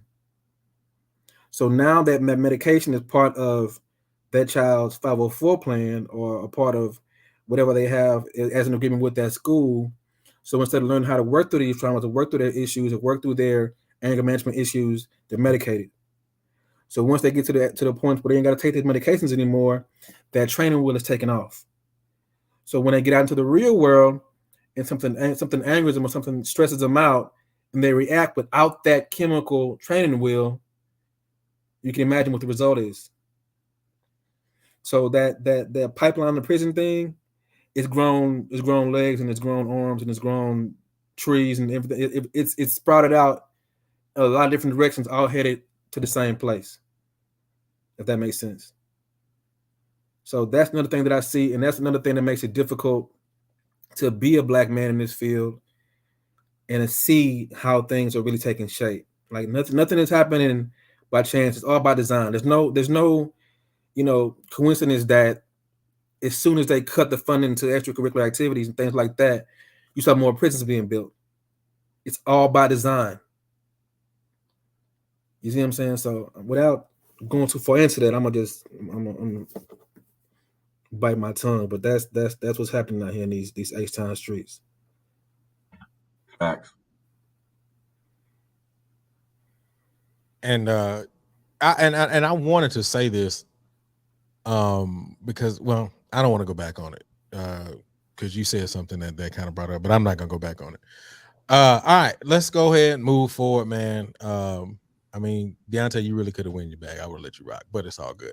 I don't want to be the long-winded guest that don't get invited back. I don't want to be that guy. Oh no, we've had work. So you good. It don't matter. It don't matter, man. Everybody's family when they come through here. All right, man. Let's get ready to get to the last topic.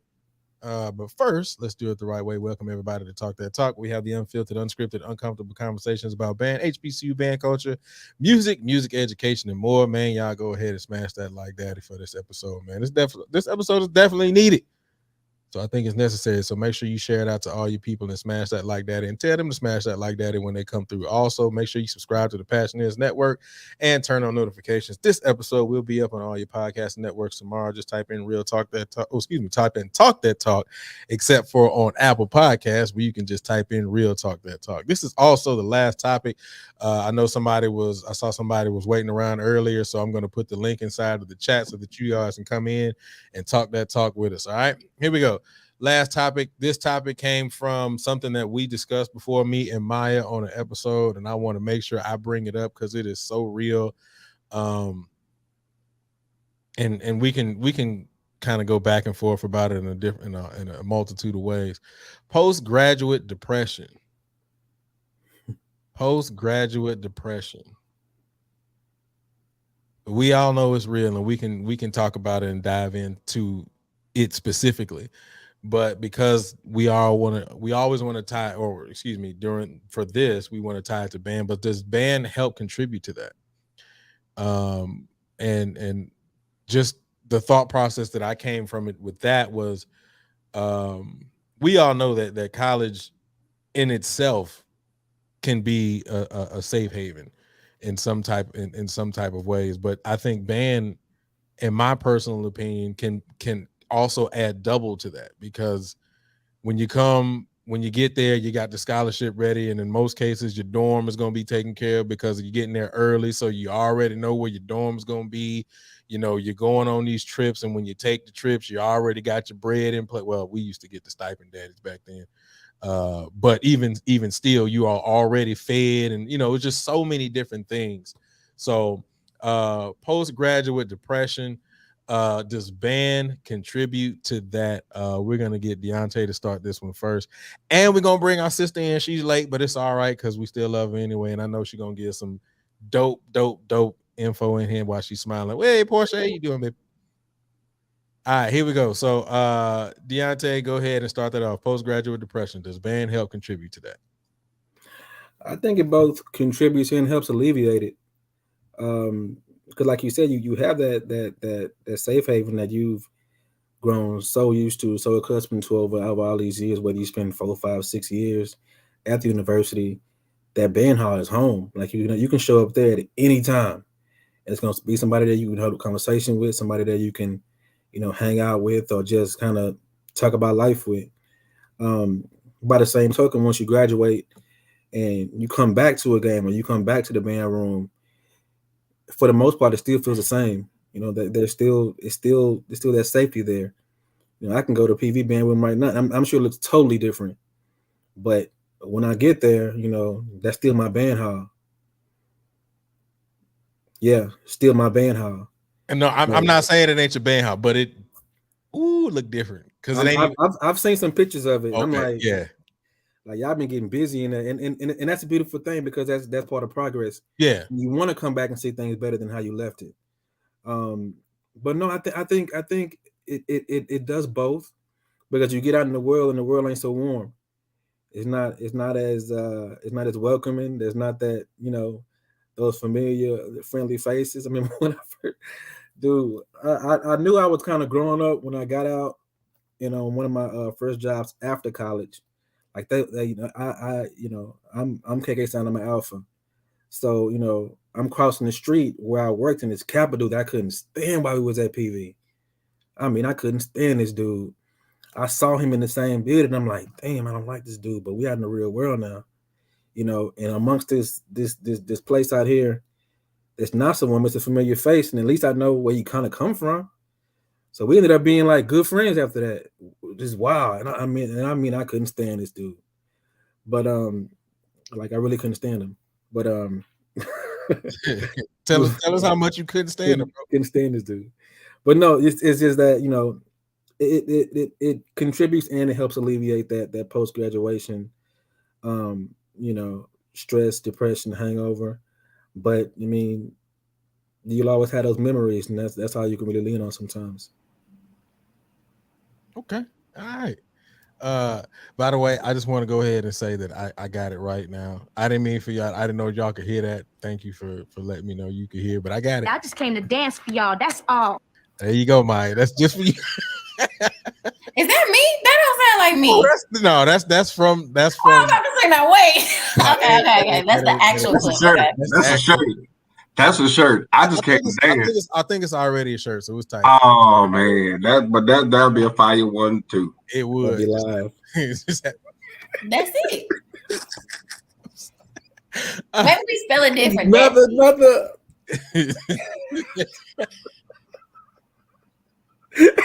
Okay, I just came to 1-2 for y'all. That's it. Oh. I just came to 5, 6, 7, 8 for y'all. That's it. Just came to twirl for y'all. That's it. Too late. It's already there. I just came to dance for y'all. That's all. I'm just telling you, Maya, because I know that you had a lot to say about this topic. Last time we talked about it, postgraduate depression. Does band help contribute to it? So I'm gonna take a different aspect. I forget what I said the last time, but I have two sides to it, right? So I'm thinking of it in the matter of band added to my postgraduate depression because one, I had made it to the top of the ranks, or what considered to be the top, right? So I had made it to a particular threshold. Now you want me to go out in the world and be nobody or one of 50 million? You know what I'm saying? Like that's hard on you. I've worked so hard to establish myself, to be able to make changes, to develop a legacy, to have been through 3 different band directors, to have, had these different transitions, been the only Fox that was there from Dr. Sherrod, Miss Danielle, and Miss Sean. Nobody, like, you know what I'm saying? Like, and be able to successfully transition through all of those. That's a lot to take on to when now I'm going into the real world and I don't know my right foot from my left. I don't know where I'm starting from. I don't even know who I am in this world. I don't know what I'm supposed to be doing. I don't know where to start. So that kind of added to my stress. But then on the flip side of it, there was a certain relief, right? Because now I'm like, so I don't have to, if I want to walk around with basketball shorts on my head and I don't know, a tube top on my kneecaps, I can do that. And nobody can judge me for it. Damn. I don't have to weigh in. I don't have to hear nobody's feedback, even though they still gonna say it, about me looking different or dancing different. I don't have to subject myself to all this animosity anymore. Whew, thank you, Jesus.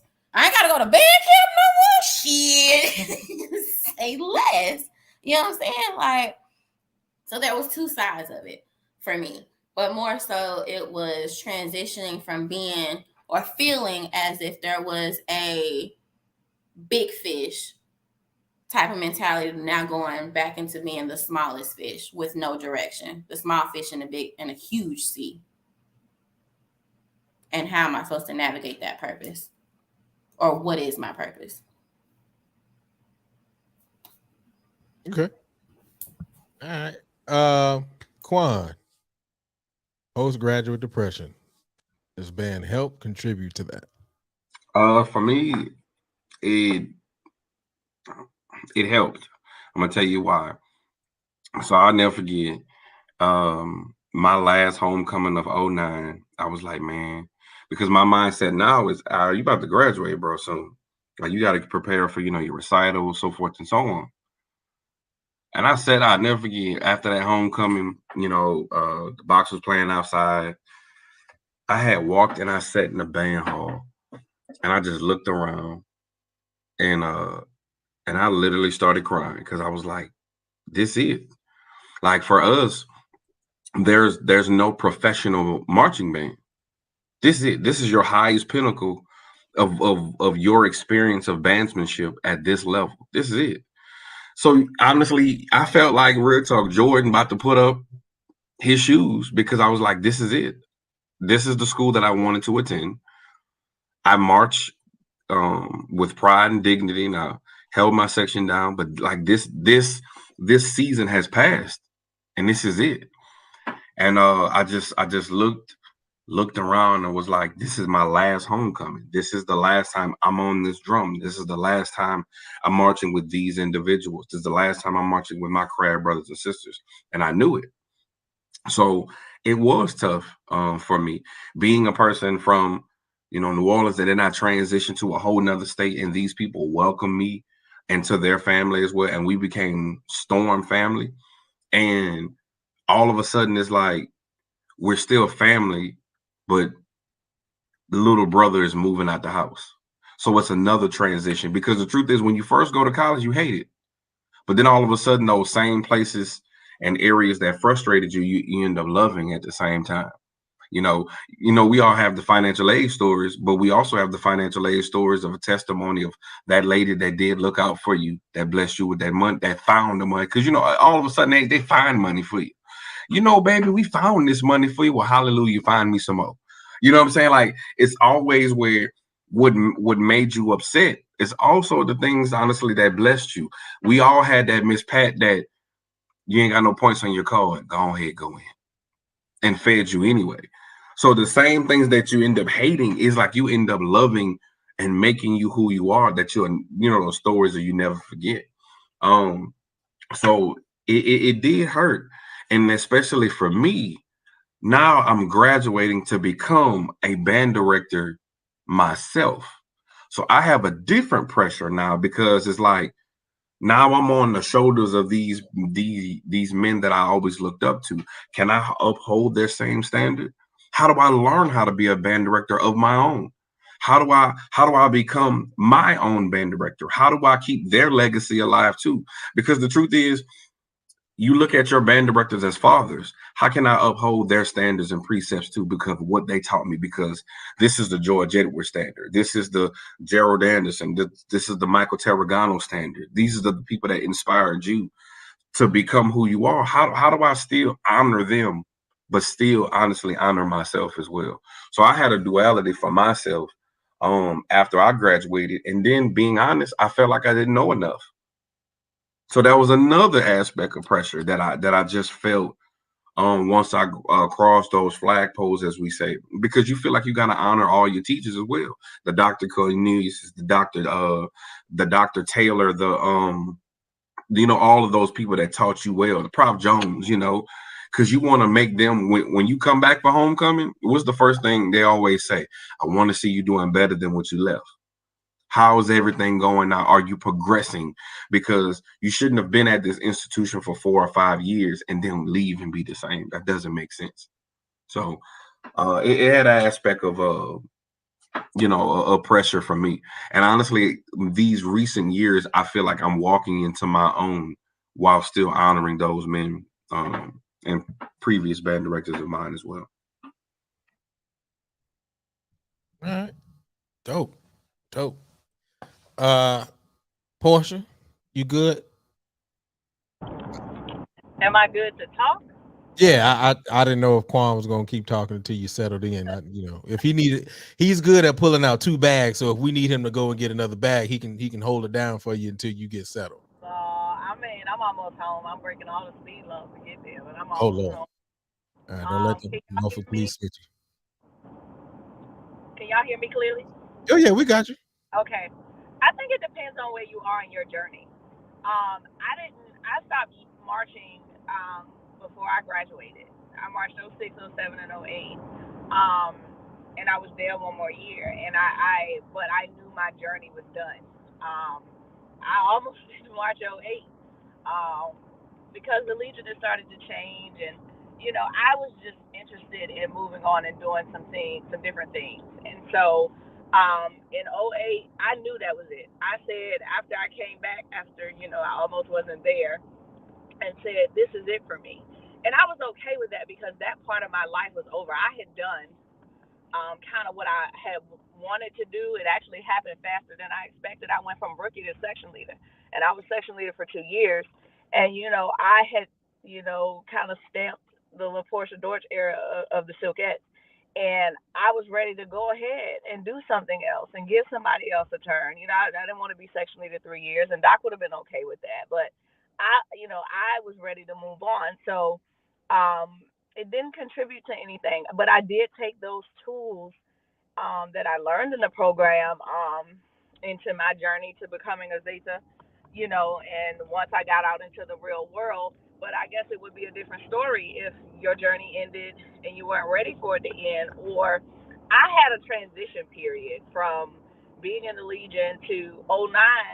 I was just in school and was traveling and did all kinds of stuff. So I guess I didn't have to transition from being in the Legion or being in band to being out of Norfolk State at the same time. I did them at separate times so that, it wasn't rough for me. I was okay with the decision not to come back. It was mine and mine alone, and I knew it was time for me to do other things. So it didn't, I guess it can for some, but that just wasn't my story. I was ready to be done. I was done. I enjoyed the mess out of fall 09 because spring 10 was a little bit different. But yeah, fall 09, I went to every battle, game, saw other schools. I did a lot of stuff. Was up and down the road. I don't know how I was broke, but I guess it depends on where you are in your journey. If you're ready to leave, not so much. But if you aren't ready to leave, or it's a lot of transition at one time, I can see how that can be difficult. Yeah, I'm just gonna say that you were lucky because I was ready to leave. Doc wouldn't let me leave, and I still, Norfolk State is high as hell when it comes to goddamn tuition. So I had to come back an extra year, and that was my most rebellious year because I didn't want to be there. I knew I was done. And see, I knew how I would have been, and he was like, "Well, can you just come back and just be in the section?" I said, "Man, either I'm the head of this or I ain't in this." I don't know how people do that. I think it's admirable, but either I'm the HNIC or I ain't in it. Well, thank you for letting me know I was admirable because I said I didn't want to be. I was assistant in 04. I was section leader in 05. I didn't want no more parts of it. I was done. And he said, "Come on back." I said, "Look, I'm gonna cut you a deal. I come to practice on Tuesday and Thursday in the game. That's as much as I'm gonna give you." And he honored that. I was like, "I bet." So you know, but I mean, like Yeah. you got lucky. You was like, I'm done. I still had to march, but that was my Honda year too. So Yeah, yeah.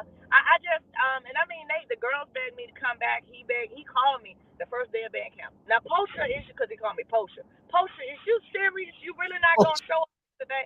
Dr. Sanford, I'm in my bed. I'm not coming. You first of all, you've already picked section leaders and I ain't one of them. So what we doing? You sure? Yes, sir. I'm sure. So, I just was ready to be done, and I had the luxury of saying that I was done, and it just worked out that I was able to transition out of that. I had a blast. I don't know if I really had a chance to think about it because we did so much traveling and road running, Aaron and I did. But yeah, I guess the experience made me better at life, but I didn't have to transition all out of it all at one time because I was still at Norfolk State another year before after I left the Legion. So to me, it would depend on where you are in your journey, and my journey had ended. So yeah. okay. And this is just kind of piggybacking off of this question here, and anybody can go for it. Is graduating a culture shock? Like, and I don't know how everybody experienced graduation, but I'm just saying in general, not band related, just graduating in general. Is it like a culture shock? Kind of similar to what Maya was saying. It's like Maya was like top dog, and she had people putting her face on people's shirts, and she was top dog, and then she comes out and then she's the little fish in the big pond again. Is it a culture shock to really navigate life in general just after graduating? Anybody can. So Oh, I go ahead. think so. HBCUs are kind of their own little bubble, Right. and it's comfortable, and it's what you know, and you've been there for 4 or 5 years, and so then you have to start over in some way, shape, or form. And then the other thing is that 9 times.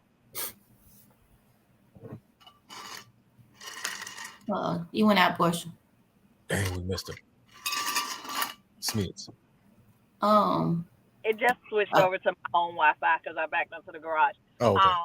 Yeah, it is. It was for me. I can't speak for anybody else. I was like, oh Lord, like leaving the Legion didn't mess me up, but what I'm getting ready to do now, and my parents were wanting me to come back to Richmond, and I didn't really want to go back to Richmond. So yeah, it was a culture shock for me. But I didn't know what I wanted to do, where I wanted to be, and I just had to figure all that out really, really fast. Okay. Maya, what were you gonna say? I agree with everything Portia said for sure. But to add to that, a little bit more, how would I describe that? I guess my culture shock, well, it wasn't really shock, but my culture shock was truly the true definition of culture shock. You know what I'm saying? Like, I chose to go to an HBCU for a reason, and so now it's more so, of course, I knew that the world itself, of course, is diverse-ish, depending on which way you want to look at it. But it was more so like, shit, I got to go back to this, to where me, who I am as an individual, the way God made me, ain't enough no more. And I just got, that's my norm again. You know what I'm saying? Like that, it was more so that, like, shit, here we go. Whereas being at PV, where the majority of everybody looks like you, and that is something that we hold ourselves proudly, is that we are all in this together, you know what I'm saying, doing exceptional things because of being Black. Now, being Black is one of my biggest cons, you know what I'm saying? Like, who wants to deal with that? So I think I thought of it like that as well. Damn, I'm Black. You know what I'm saying? Of course, I'm always proud of my Blackness, but it's like, shit. Now I got to know, what's it saying? You got to know twice as much to get half of. Child. Disgusting. I think for me though, after you leave college, you really got to learn how to navigate through these streets as a Black person. I think that's the biggest difference, because everybody doesn't get our humor. Everybody doesn't get, what's offensive. And even some people, like, what I realize is a lot of people just are uninformed. Black folks included, especially, and then other races. They just really don't know what's offensive. Like, they just think it's like normal. You know what I'm saying? And I think when you get out in the real world and you see some of the jokes that other people do, people asking to touch your hair, or hey, I got a tan today. Look like, if you don't get get the hell out of my face, like, and you always, as a Black person, has to reserve yourself, because people don't see what they did to you, they only see your reaction. And honestly, even at this age, I'm just starting to realize that, like, I have to calm myself down and be like, all right, if I react to this right now, they're not going to say, well, why did Quan act like that? He usually never like that. They're not going to say that. They're going to say he popped off and that's the way he is. And he's being aggressive and I have to watch myself around because I don't feel safe. And people turn the narrative, like, people don't see what them poking the bear. They just seeing the bear maul you, But, I think that's the culture shock. The things that our teachers were saying that we was going to run into, they start to hit you then once you cross that stage. I think that's the difference. I feel like my experience was a little bit different. As far as it being a culture shock, okay, I'm gonna come back to that part of it. But graduating, going out into the real world, one of the first tasks that you face with being in this field, which is mental health, you want to become licensed, so you take a test. You take your LPC exam or your NPC exam, whichever one you decide to take. Now, in that room, it's composed of people from everywhere. They could be from Rice, they could be from U of H, PV, TSU, wherever. That test is the great equalizer. It don't matter where you come from. If you could pass that test, you pass it. If you can't, you can't. So I passed mine the first time. I'm watching folks from U of H and Rice with these billion-dollar educations get turned around. So the in that aspect, I feel like I was prepared for that. I developed a certain vibrato while I was at Prairie View, and while just growing up, period. A lot of folks would notice about me, Julian. You might not. I'm an extremely introverted and self-conscious person. You probably never know that about me. I've always been that way. Everything that I've said, everything that I've done, I've thought about and replayed 2 and 3 times before I've said it or before I've done it. I'm sorry, brother. Mr. Hot Boy himself. I do not. I'm sorry. No, I don't agree. That's the truth. That's the truth. You. That's why I say certain stresses are healthy. You develop ways to kind of challenge yourself and put yourself out there and create who you need the world to see. So when you go out there and you are the youngest Black man in the room, or the only Black man in the room because you're in mental health and is predominantly female or white, you have to kind of establish yourself quick. You can't be scared. You can't be self-conscious. Your voice can't crack when you had a floor, when you're in rounds, or when you're giving your prognosis or your diagnosis of a client. Your voice can't crack. So when you come from Prairie View, you come from those sections, and you come from somebody who deems himself as one of the baddest motherfuckers on the yard. I'm not gonna change now. Now that I left the yard, I'm still that guy. I'm still him. I'm just him somewhere else. You understand what I'm saying? So I think I was prepared for it coming from, I wasn't a section leader, but I was a leader in the section. I wasn't an officer in the frat, but I was one of the guys in the frat. So I'm not gonna shrink at this point. Like they say, you can make it in New York, you can make it anywhere. If you can make it at PV, you can make it anywhere. So when I got in the world, of course you face certain challenges that are different.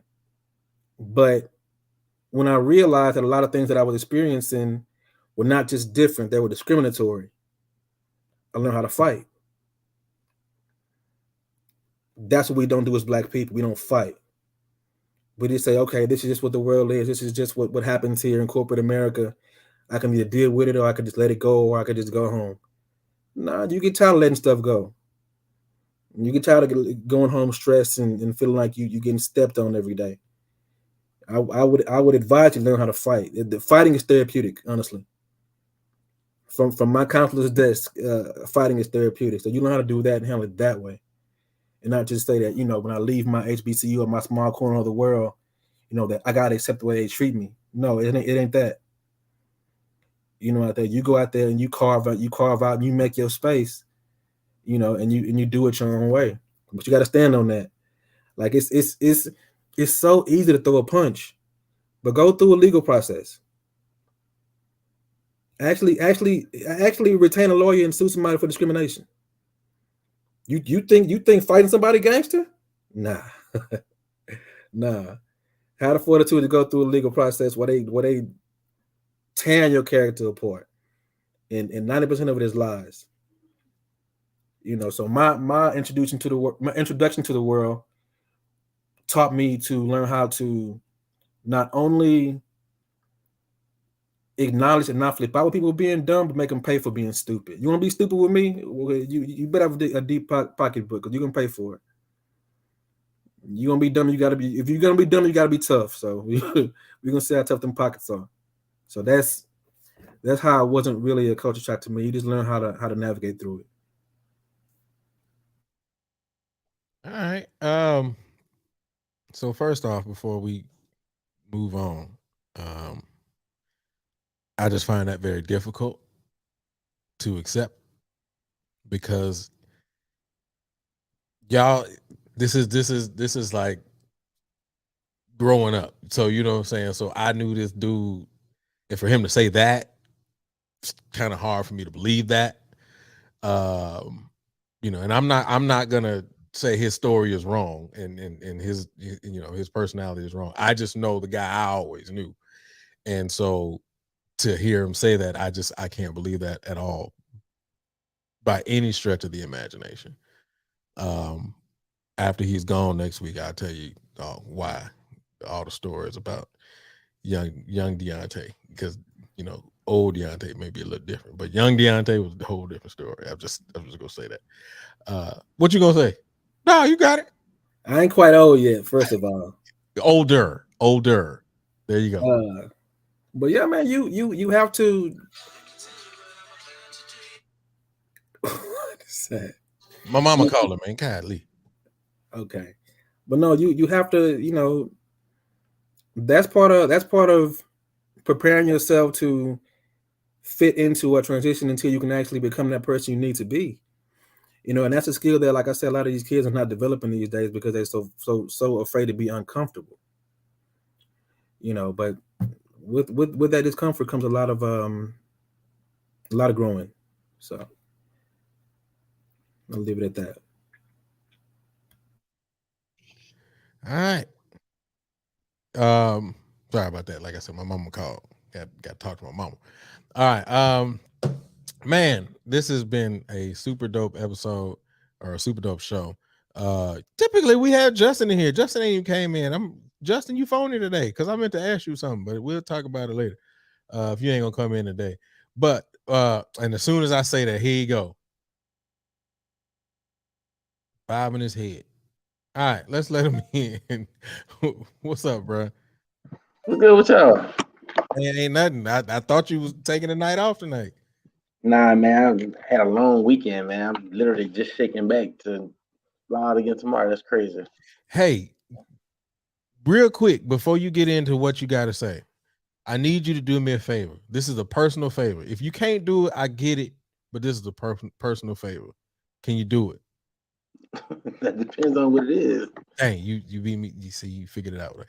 This is what I need, man. Whenever you record the boom, can you have a camera just on J5?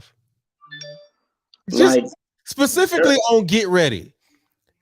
Here's watch my video then. I think I get flagged. Let me explain why.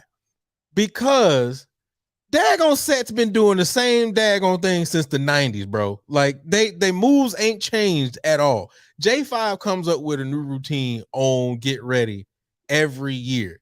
And for some reason, every cameraman always goes to the sets. And I'm like, bro, it's the same moves. It's not changing. They not changing it. J5 is doing something different. Can we get a J5 camera? That's it. On everything else, you can do whatever you want to do. But on that, I get flagged for always having the camera on the J5. You know what I'm saying? Do I come to the J6 or come to the band? But I definitely keep it on the J5. But I couldn't even make it to the March this weekend because that game was like something I've never seen before. Like so that was my first one. Southern Heritage Classic. Between it raining and it being a million people at the damn game, I didn't make it into the games at halftime. So I would have caught them, but no, okay. Right. Yeah, just try it. Don't worry about everybody else talking about the sets because it's like 50 other cameramen on the set. So we good. You just take one on J5, just for get ready. After that, we good. I don't care what you do after that. I'm gonna say shout out to Luke and before the video come on. Appreciate you. I will take all the slack for that. It's okay. Yeah, that was cool. This is a great topic, y'all. On this, I've been over here thinking like Maya was thinking earlier. You see your head going everywhere. Like this whole mental health thing, man. I never thought about it because like I wasn't mean in the band, but I wasn't the nicest person. But I think it came mostly down to I knew my band director expected. You know what I'm saying? So if they didn't get it right, I was gonna get it right. You know what I'm saying? Type deal. So I never thought about like how much anxiety we deal with, and a part of me in the back of me saying, man up. You know what I'm saying? Hey, and then this will makes you great. You know what I'm saying? So I think that fine line, because we always give this new generation flack about how weak they are, and sometimes they literally just be crying. You know what I'm saying? They just never been through nothing. But I never thought about like, damn, well maybe I probably had some mental health issues growing up. You know, especially when the band already be like on you play in front of the whole band, and you're supposed to know it, but you ain't know it. So I'm like, is it him picking on me, or is it me out there mental health and as an excuse right there? So I guess my question to y'all is, how do you understand in band, because band is some hard stuff, it's not easy, when you treading that fine line, or when the person is just being weak? Because I'm the whole show I've been sitting up here trying to figure out like, dang, well shit, that don't sound like no mental. Maybe he should have practiced. You know what I'm saying? Or we've been probably had a mean dance captain, and she probably, you know what I'm saying, like Maya was saying, you know what I'm saying? So I don't say she's mean, but it's just probably tough on her team. So I don't know. It's kind of hard with bands. So that's what I've been trying to figure out this whole show. Because y'all been saying some good stuff and giving some good examples, but almost for all of them, I probably thought about a situation like, he just soft. You know what I'm saying? He just ain't got no discipline. He just, he gonna use that as a crutch. So I don't know. That's my question. I know I say this a lot, but y'all didn't know me back then. So me, the coordinator, it's like two different people. And so a lot of times that Portia, when stuff happen, want to come out. And I be like, this ain't that band. Like, I'm going to give y'all an example. Yesterday, I got my section here, like, two people said they got homework to do. So do I. And they was off Sunday and Saturday afternoon. So tell them to come here. So right then, if they had been in front of me, my response would have been different. But once she went and got them and they came outside, I said, so did you just find out about the paper? She was like, no. I said, so why do you think you get to use my time during the game week to work on it? I'm going to leave here and do a couple hours of homework too. You understand? She walked away. I said, you. Now what's going on? What you got to do? Oh, I got a quiz. I said, did you just find out about it today? She said, no, but it just opened up today. I said, how many questions is it? She said, 40. I said, 40 questions in 3 hours after you get out of here at 9 o'clock is doable. Go get your flag. But that was me saying it nice. Because if I was sectioned there, I would have been like, I don't give a shit what you got to do. It's a game week and it's practice. This is extracurricular. You came and found the Legion. We ain't come and find you. But I'm a coach now, so I don't, I think about everything. And, every day I just pray that I don't say the wrong thing. And, now it's a thing where students, get mad and lash out and start hollering. I ain't never had that happen to me. And I literally pray to Norfolk State every day that don't happen. Because that person that was in the band with Julian and them, she's still in here. She just don't come out to play very often. And I don't want to get fired. I mean, I'm not going to, so it's a fine line, Justin. And we just went through this whole mental health training and the fine line between what you intended and what people feel. And though you might not have intended to glaze them, if they interpret it as you embarrassing them, then it can be that. And I'm like, well, how in the world I'm supposed to do checkoffs? How? Because I'm gonna call it out. And if I see something on the field and the band is outside practicing, I'm not sitting down taking notes to tell you later. If it's something I need you to fix, I'm gonna holler it. Such and such, you did this wrong. Fix it next time. But you did everything else great. That's weird. No, I need you to fix this thing that you're doing. So I don't know. It's every day, Justin. I just pray that I don't say the wrong thing, because I don't. This is not how I used to do band, and I am adjusting. But it's some things that I know that work, and so I don't know how to not embarrass. Look, you're doing it again.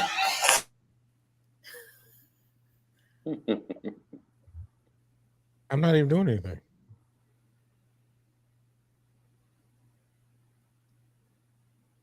I don't know how to, not embarrass people. If I see something wrong on the field, I need to correct it. So I don't know. For me, it's every day is a new day. Think about it before you say it.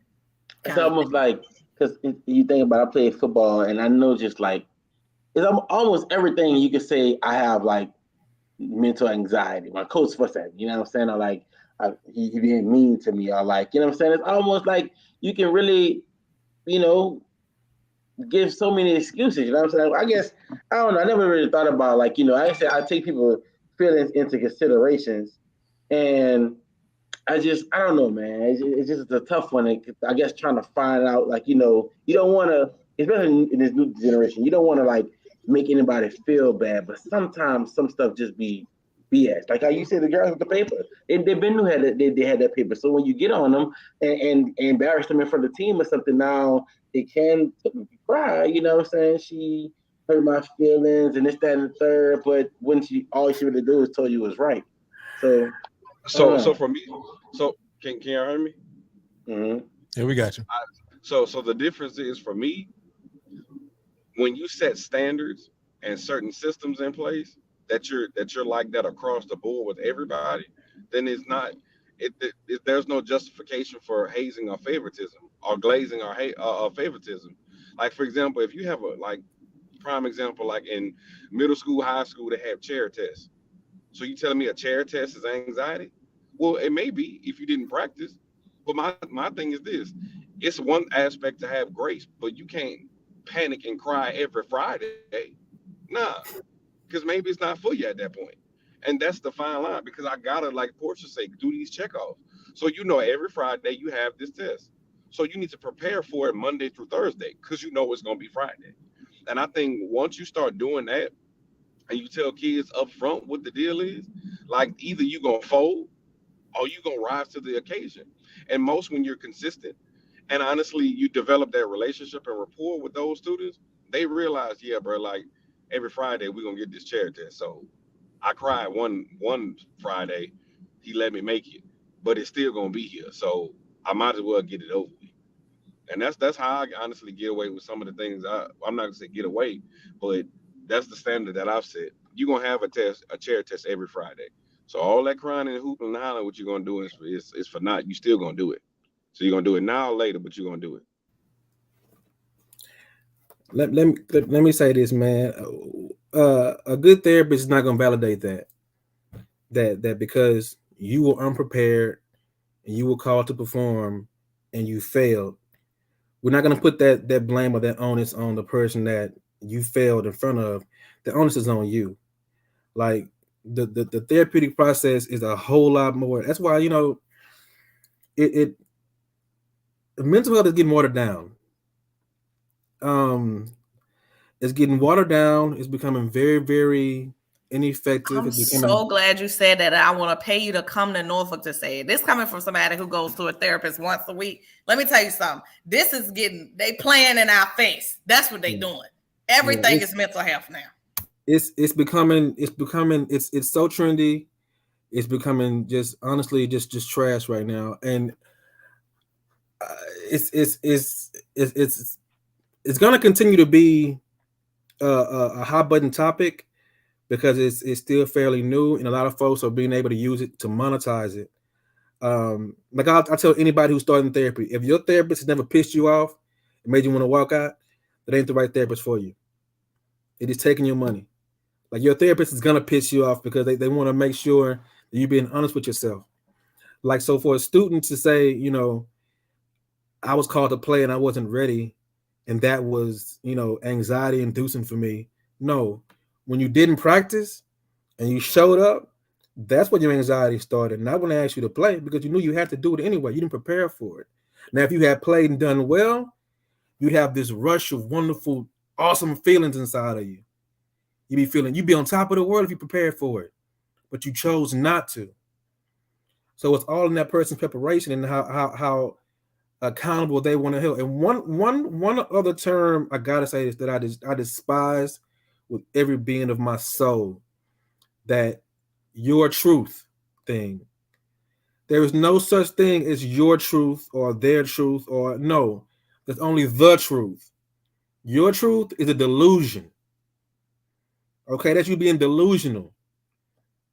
Why you going off for your truth? There's no such thing as that. Okay, things happen only one way. And whether you want to be honest about it and recount the way it happened, that's on you. But it didn't happen a 1,000 different ways, and one of them being the one that benefits you. No, it So, hold on, Justin. Let me just say this. I think, and as somebody who's coaching in college right now, that's the biggest thing that I see. You're saying no therapist is going to validate that, but there's no therapist involved in these conversations. What happens is there's a situation that happens, a student becomes overwhelmed, or they're held accountable, or called out for something they were supposed to have done and didn't do it, and they say, I have mental health issues, and because it's such a movement now, everybody is taking that at face value, and you can't diagnose yourself. I'm sorry, that's not how this works. I don't understand. And I just really think now, because they know that it's something that people are hypersensitive to, that people are paying more attention to, that is getting more validation in higher education, at least from what I see, that's their go-to. I couldn't do this because of this. And if I say these key phrases or blame it on mental health, you can no longer hold me accountable. I totally agree with you. I do not discuss symptoms with children, because all you're doing is telling them what they can get away with. So I never do that with anybody that's a young person, because they're gonna use it to their advantage, like you just said. But no, it's losing a lot of its effectiveness, because the truth of it is a real thing. You know, like it is something that a lot of people really are suffering with, and I'm not gonna change. I've been called every mean name you could think of, but they keep coming back. And I'm not gonna change the kind of therapist I am, because I didn't stroke your ego and make you feel good today. If you came in and we had something for you to work on last week and you didn't do it, I'm gonna let you know that. If I feel like you're being manipulative and blaming somebody else and you full of shit, I'm gonna tell you are full of shit. Straight like that. So if you don't like it, I mean, you can push on. But so is it a matter of you? Because you said something earlier when you said like the assignment being or practicing. I guess should the anxiety come between the time of them getting ready to practice for this performance? Like, I guess, so if I'm saying, like, if I got a performance coming up next week and I'm practicing, should it come between the time me practicing and me being so scared that I'm gonna fail, versus as if I failed, and then it comes after I get reprimanded. I get told myself. When I felt anxiety is when I wasn't ready for something. When I put in a proper preparation for it, when I practiced and was ready for it, I wasn't nervous. Of course, you're gonna be like, okay, I gotta get, I'm hyper aware, I'm hypersensitive to what I have to do with the task is at hand, but it's not the same as being anxious. Butterflies in your stomach is not anxiety. Just because I got nervous because something got my way, that's not anxiety. Anxiety is for an extended period of time. That's not panic attacks, anxiety, all those things, depression. They're not something that happens to you when something bad happens, or they don't just happen and go away that easily. These are sustained things that people are dealing with on almost like a daily basis. Like true depression will keep you in bed for weeks. That will have you like it's a really dark place. It's not just I'm sad today. If you're having a bad day and you go have your favorite meal and you feel better, or I'm having a bad day, I go see a movie and I feel better, you weren't depressed. You were having a bad day. You see what I'm saying? So to go back to your question, the person that prepares for it and is ready to perform, because you got to do it as part of being a part of the program. That's what you signed up for. So that anxiety may not show up for them at all because they're ready. Yeah, I said it's a fine line because I'm glad the therapist said it's getting watered down because when I be seeing like Deontay speaking facts in his damn comments, you know what I'm saying? It's almost like everything being blamed on mental illness, and what irks my soul is it always everybody want to raise the eyebrow or say stuff when somebody like has a suicide, like a boy get like I use an example, like I'm saying, it's always check on your strong thing. You know what I'm saying? Posts like they go flying everywhere. You know what I'm saying? So it's a matter of like, dang, y'all only talk about it when something like this happened or like a suicide attempt, or then it's starting to become so like prevalent to like it's a matter of like, dang, was this person going through so much like that they took their life because of what they was going through, or like can it be a case of I just sound insensitive to anybody who took their life, or like maybe they probably did something so wrong and they couldn't like stomach that, and only way they knew. So like what I'm saying, is a fine line sometimes in suicide cases? You know what I'm saying? I'm just asking a question. You know what I'm saying?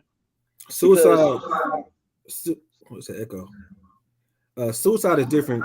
For a person to have those, like, to be like truly suicidal, there has to be the presence of hopelessness, helplessness, and worthlessness. We have several different layers to being suicidal. There's suicidal ideation. There's suicidal with the plan. There's suicidal with the plan and the means. There's suicidal with plans, means, and timeline. Like we have all those things we consider before we say somebody is truly suicidal and admit them to a hospital. Like some folks, and I hate to say it, and I've always hated to say that, but they just searching for attention. And a lot of folks, I hope y'all don't. I mean, okay, come for me, I'm here. But a lot of folks just really be on some pity party, some woe is me, notice me, like feel bad for me type stuff. Because there's a premium on pain these days. Like I had a person tell me straight up, you're not supposed to tell me not to want to kill myself in a hospital. And I was like, well, wait, I work here as a therapist. I'm providing therapy for you. This is a teenager. I'm providing therapy for you. You came in here because you had a suicide attempt, not even ideation. You got scars on your wrist, and they're the right way. They're not like this. They're like this. But you mean to tell me that I can't tell you to not kill yourself? That's what somebody's made you believe was okay? Nah, this ain't that. So it's grown legs and run off in the wrong direction, if you ask me, honestly. And a lot of therapists that work in mental health, we are tired as shit right now, because a big part of what we do is debunk what everybody think it is, more so than we do actually providing services to help people. And then you got folks that want to come in and go to a session one time because it's trendy, and they never show up again and say therapy didn't work for them. No, you didn't work therapy. It meant that it didn't work for you. You didn't work it. So it's just a lot of battles we fight, man. You got a hard job, my guy. I ain't ever think about the fact of like if I'm going to a therapist, it's not their job to like, save me. It's my job to almost save myself with the assistance. That's crazy. That is exactly how it's supposed to go. Like somebody they'll come in and ask me, what should I do? But I never tell a person what to do. I never tell them what decision to make. I help them come to the conclusion by considering every fact involved. But I never tell them, because the first thing I'm gonna do is say, well, Mr. Broussard told me to do this, and I did it, and it worked out bad for me. Nah, you're not blaming me for your screw ups, And then the flip side of that is like we hear the darkest that people have to offer. We deal with that. So when we go home, it's just like, damn, there go my little boy. He's smiling, but like I don't have the energy to smile back because somebody came in my office with a boatload of bullshit and didn't feel like really doing no work about it. They just wanted somebody to put it on and go home. But they're gonna miss the next session though. They're gonna miss the next week because they're gonna be feeling a little bit better, and they're gonna want to come to therapy next week. That inconsistency that keep you starting over time and time and time again. You wasting my time. Because you can be better by now. Is it a norm that therapists need therapists? Hell yeah. Okay, cool. Absolutely. One of the biggest things that I do now, I walk a mile every day and I write. I've written a couple of books and I've written it's like a self-help thing called Depression's Ladder. And I'll probably put it out this month because it's like suicide prevention month or something like that. So I didn't know what to do with it, so I probably put it out this month. But I write a lot because that stuff inside, will eat you alive. It'll really do damage to you, mental and physical, emotional. You won't know how to relate to people on a regular basis. Like it'll do some real damage to you if you keep it inside and don't process it. So I mean, like I say, a lot of folks during this time with so much going on. People in mental health, we're not immune to that. Like we feel all this pain from the world than yours. So, look, this is a deep episode right here, Doc. I'm over here. I'm learning at the same time. I see it all the time, but I don't be knowing what to call BS. But like to hear that from y'all, like y'all know that. I guess I ain't the only person saying like everybody's saying this all of a sudden now, but everybody ain't. Some people just. Like you said, some people just want attention, and it's bad because there are people out there who really and truly need help. You know what I'm saying? This is everybody making it the popular thing to do now. Those same people may be like, I'm not going to talk to them because when actually truly, I couldn't do it. I couldn't. I got to have a job. Yeah, man. But on a brighter note, Luke, everything was great this weekend. You know what I'm saying? I hope you watched the band battles. You know what I'm saying? Tennessee State versus Jackson State was cool. You know what I'm saying? Portia, y'all have a big game this weekend. I just may come. I don't know what I'm doing Saturday. That's the battle of the bands. Hey, go ahead and go up there. Don't be phony. Come on in the room because it's been some chit chat on Beyonce's internet. Hey, I brought it up earlier. I want to talk about it, but I want to get through this first before we talk about it because I wanted to see what you had to say about it. But yeah, go ahead. What was being said? I say we're gonna talk about it later. I already said just hang out. Let's get past the actual topic at hand, and then we'll circle back around. All right. As a matter of fact, Justin, you just stay. You don't move. All right, cool. There you go. All right. We don't got anybody else, man, down there as a guest, man. So I want to go ahead and get ready to close out. But before we close out, I do want to say thank you to my brother. And he and real talk, he is my brother, man. Like I said, I've known this guy since I didn't have a deep voice. So in real life. Yeah, absolutely. But I appreciate him for coming through and just, hanging out with us and dropping knowledge, man. It's super dope to see where he is now, knowing where we were back when we were some young whippersnappers. So, bruh, real quick, give them all your stuff where they can find you. If brothers or anybody needs any help, any information you want to give, this is your time to shine, bro. Right on. First, I thoroughly enjoyed it. Y'all got a great panel, man. Y'all doing some great things. Knowledgeable, informative, and positive conversation. It's a beautiful thing. Deontay Broussard, Deontology. My new LLC is Get Literature. It's focused only on writing. And to support my first book, which is The Me I Want to Be, which is available on Amazon. That's for children. And also The Counselor, which is also on Amazon.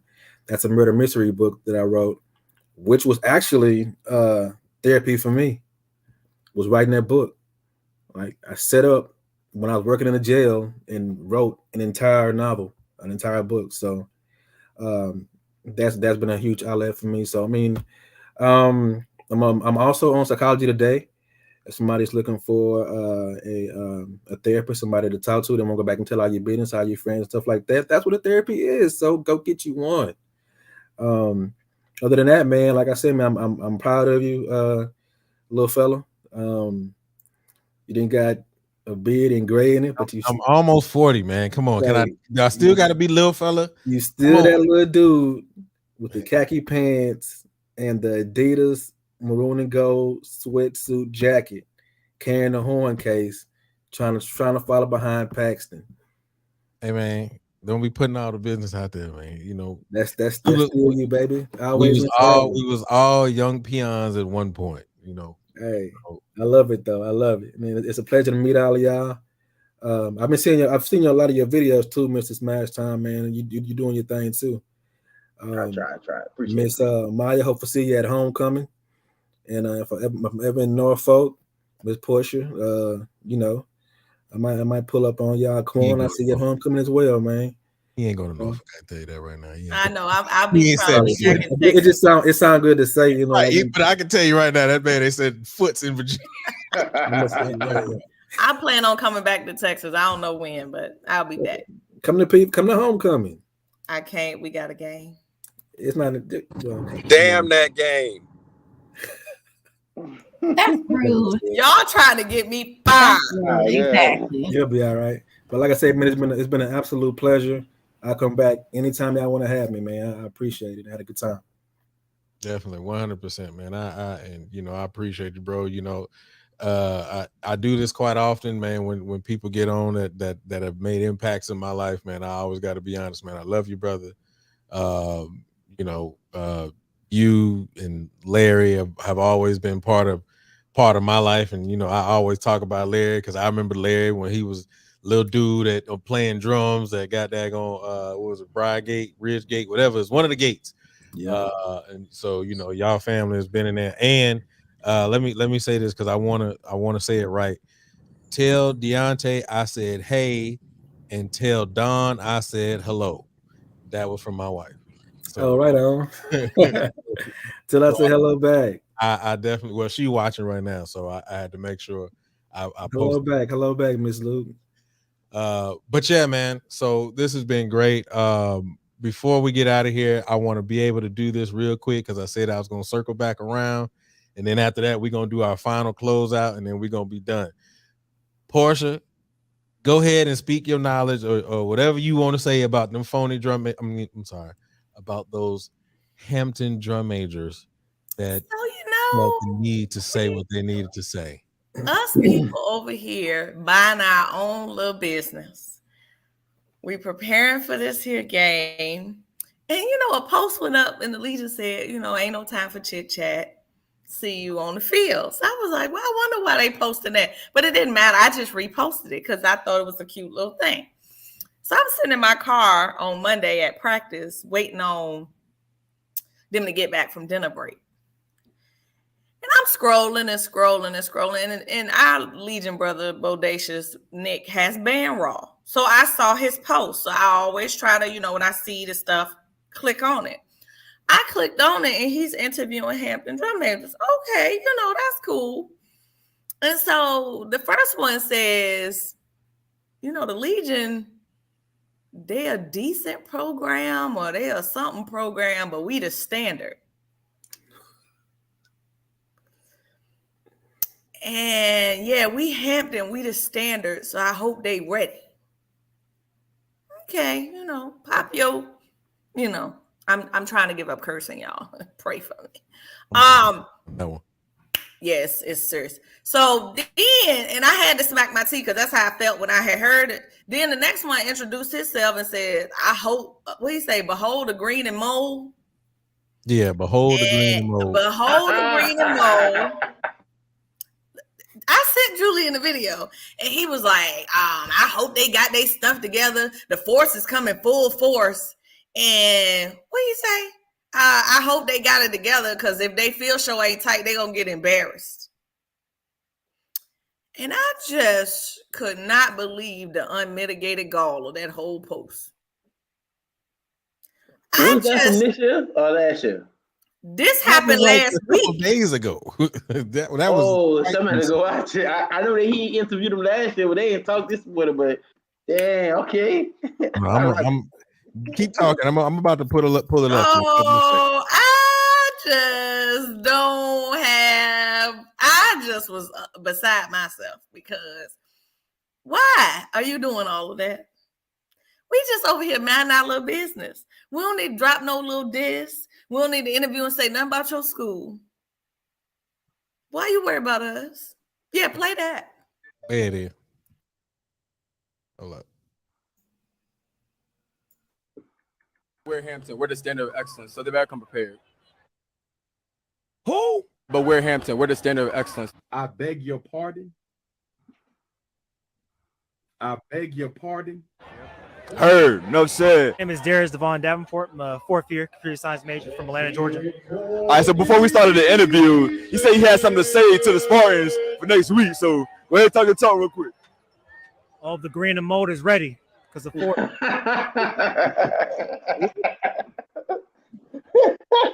Ain't holding back. So I hope they're ready for everything. Hope the field show is top notch, because if not, they're going to be embarrassed.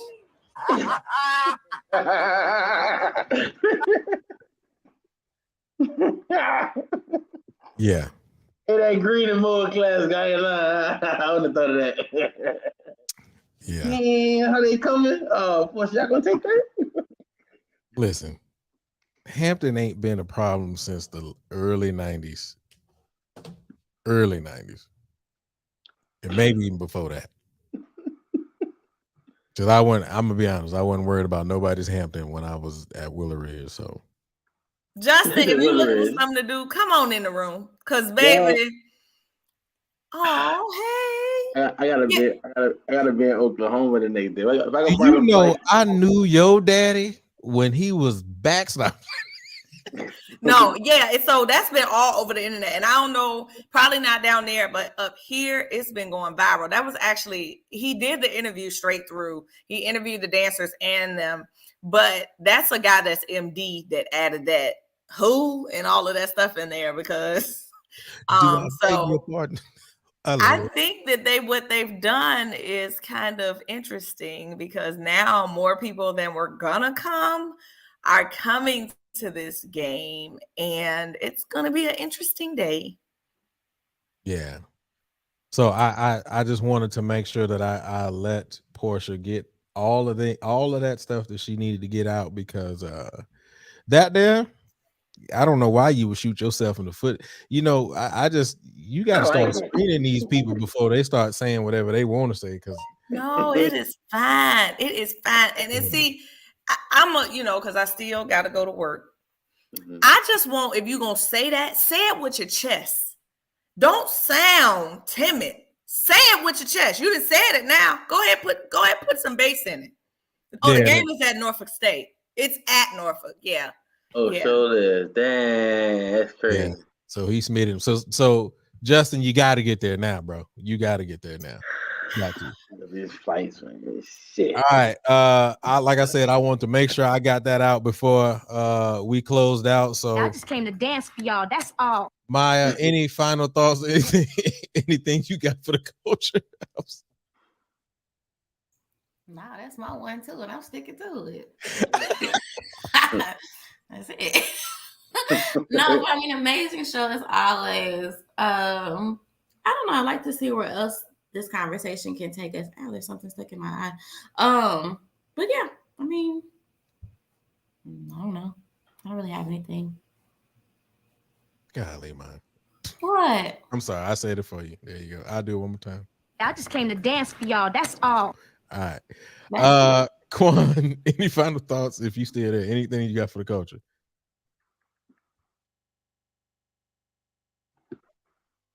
Is he talking?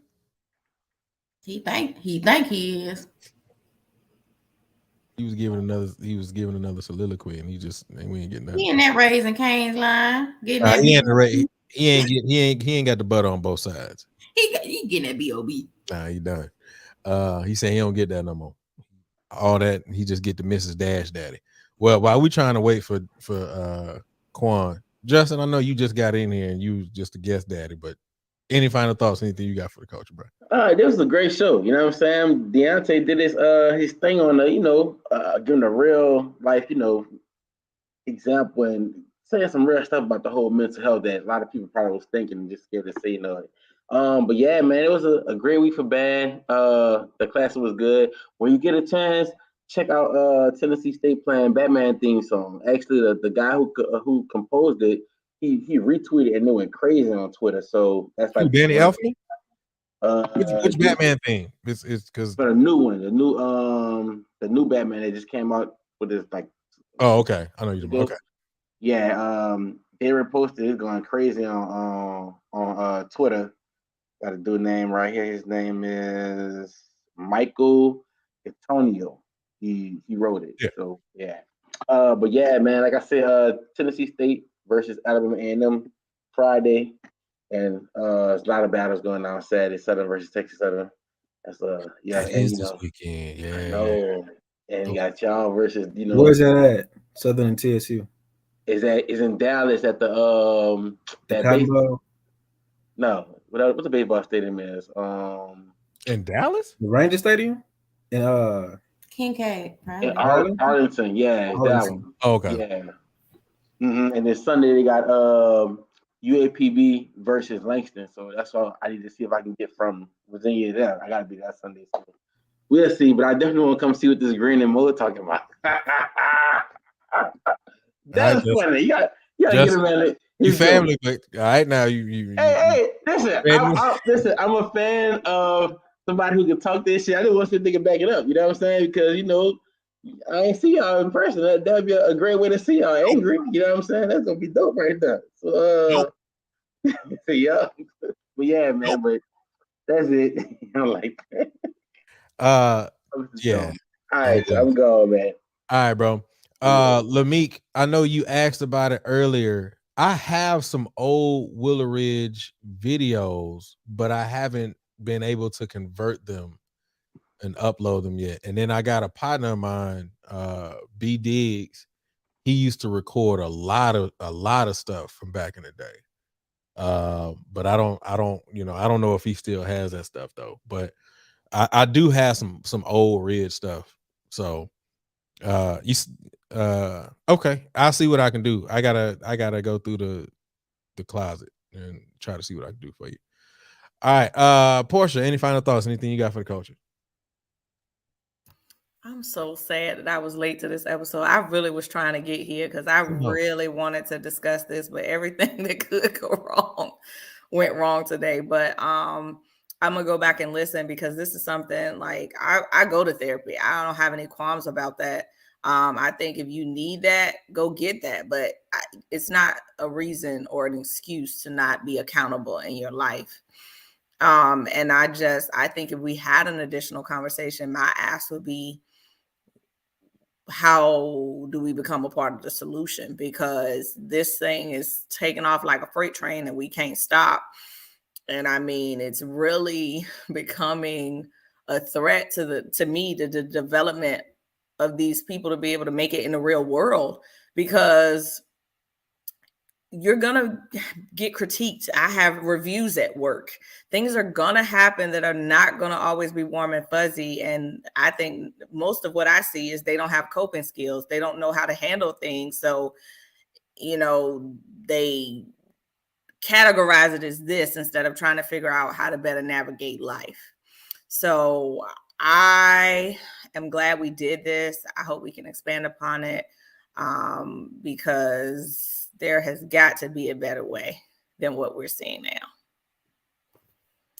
Yeah, and I don't disagree. You know, I know that when we and I know Quan probably remembers, but when we would have the dang, I forgot the name of the daggone thing that we would do, but we had a mental health episode on it as well, secondary sessions, and it was a lot of informative information on there. So I think it's necessary that we do have these conversations, and I'm going to make sure that we put these conversations in the talk every now and then, just to make sure that we are all abreast and are open to have these conversations when necessary. Deontay, bro, any final thoughts? I know you kind of gave your final thoughts already, but anything else, anything you got for the culture before we all tip out of here? It's been a pleasure. And those short and to the point. So a couple of things before I get out of here.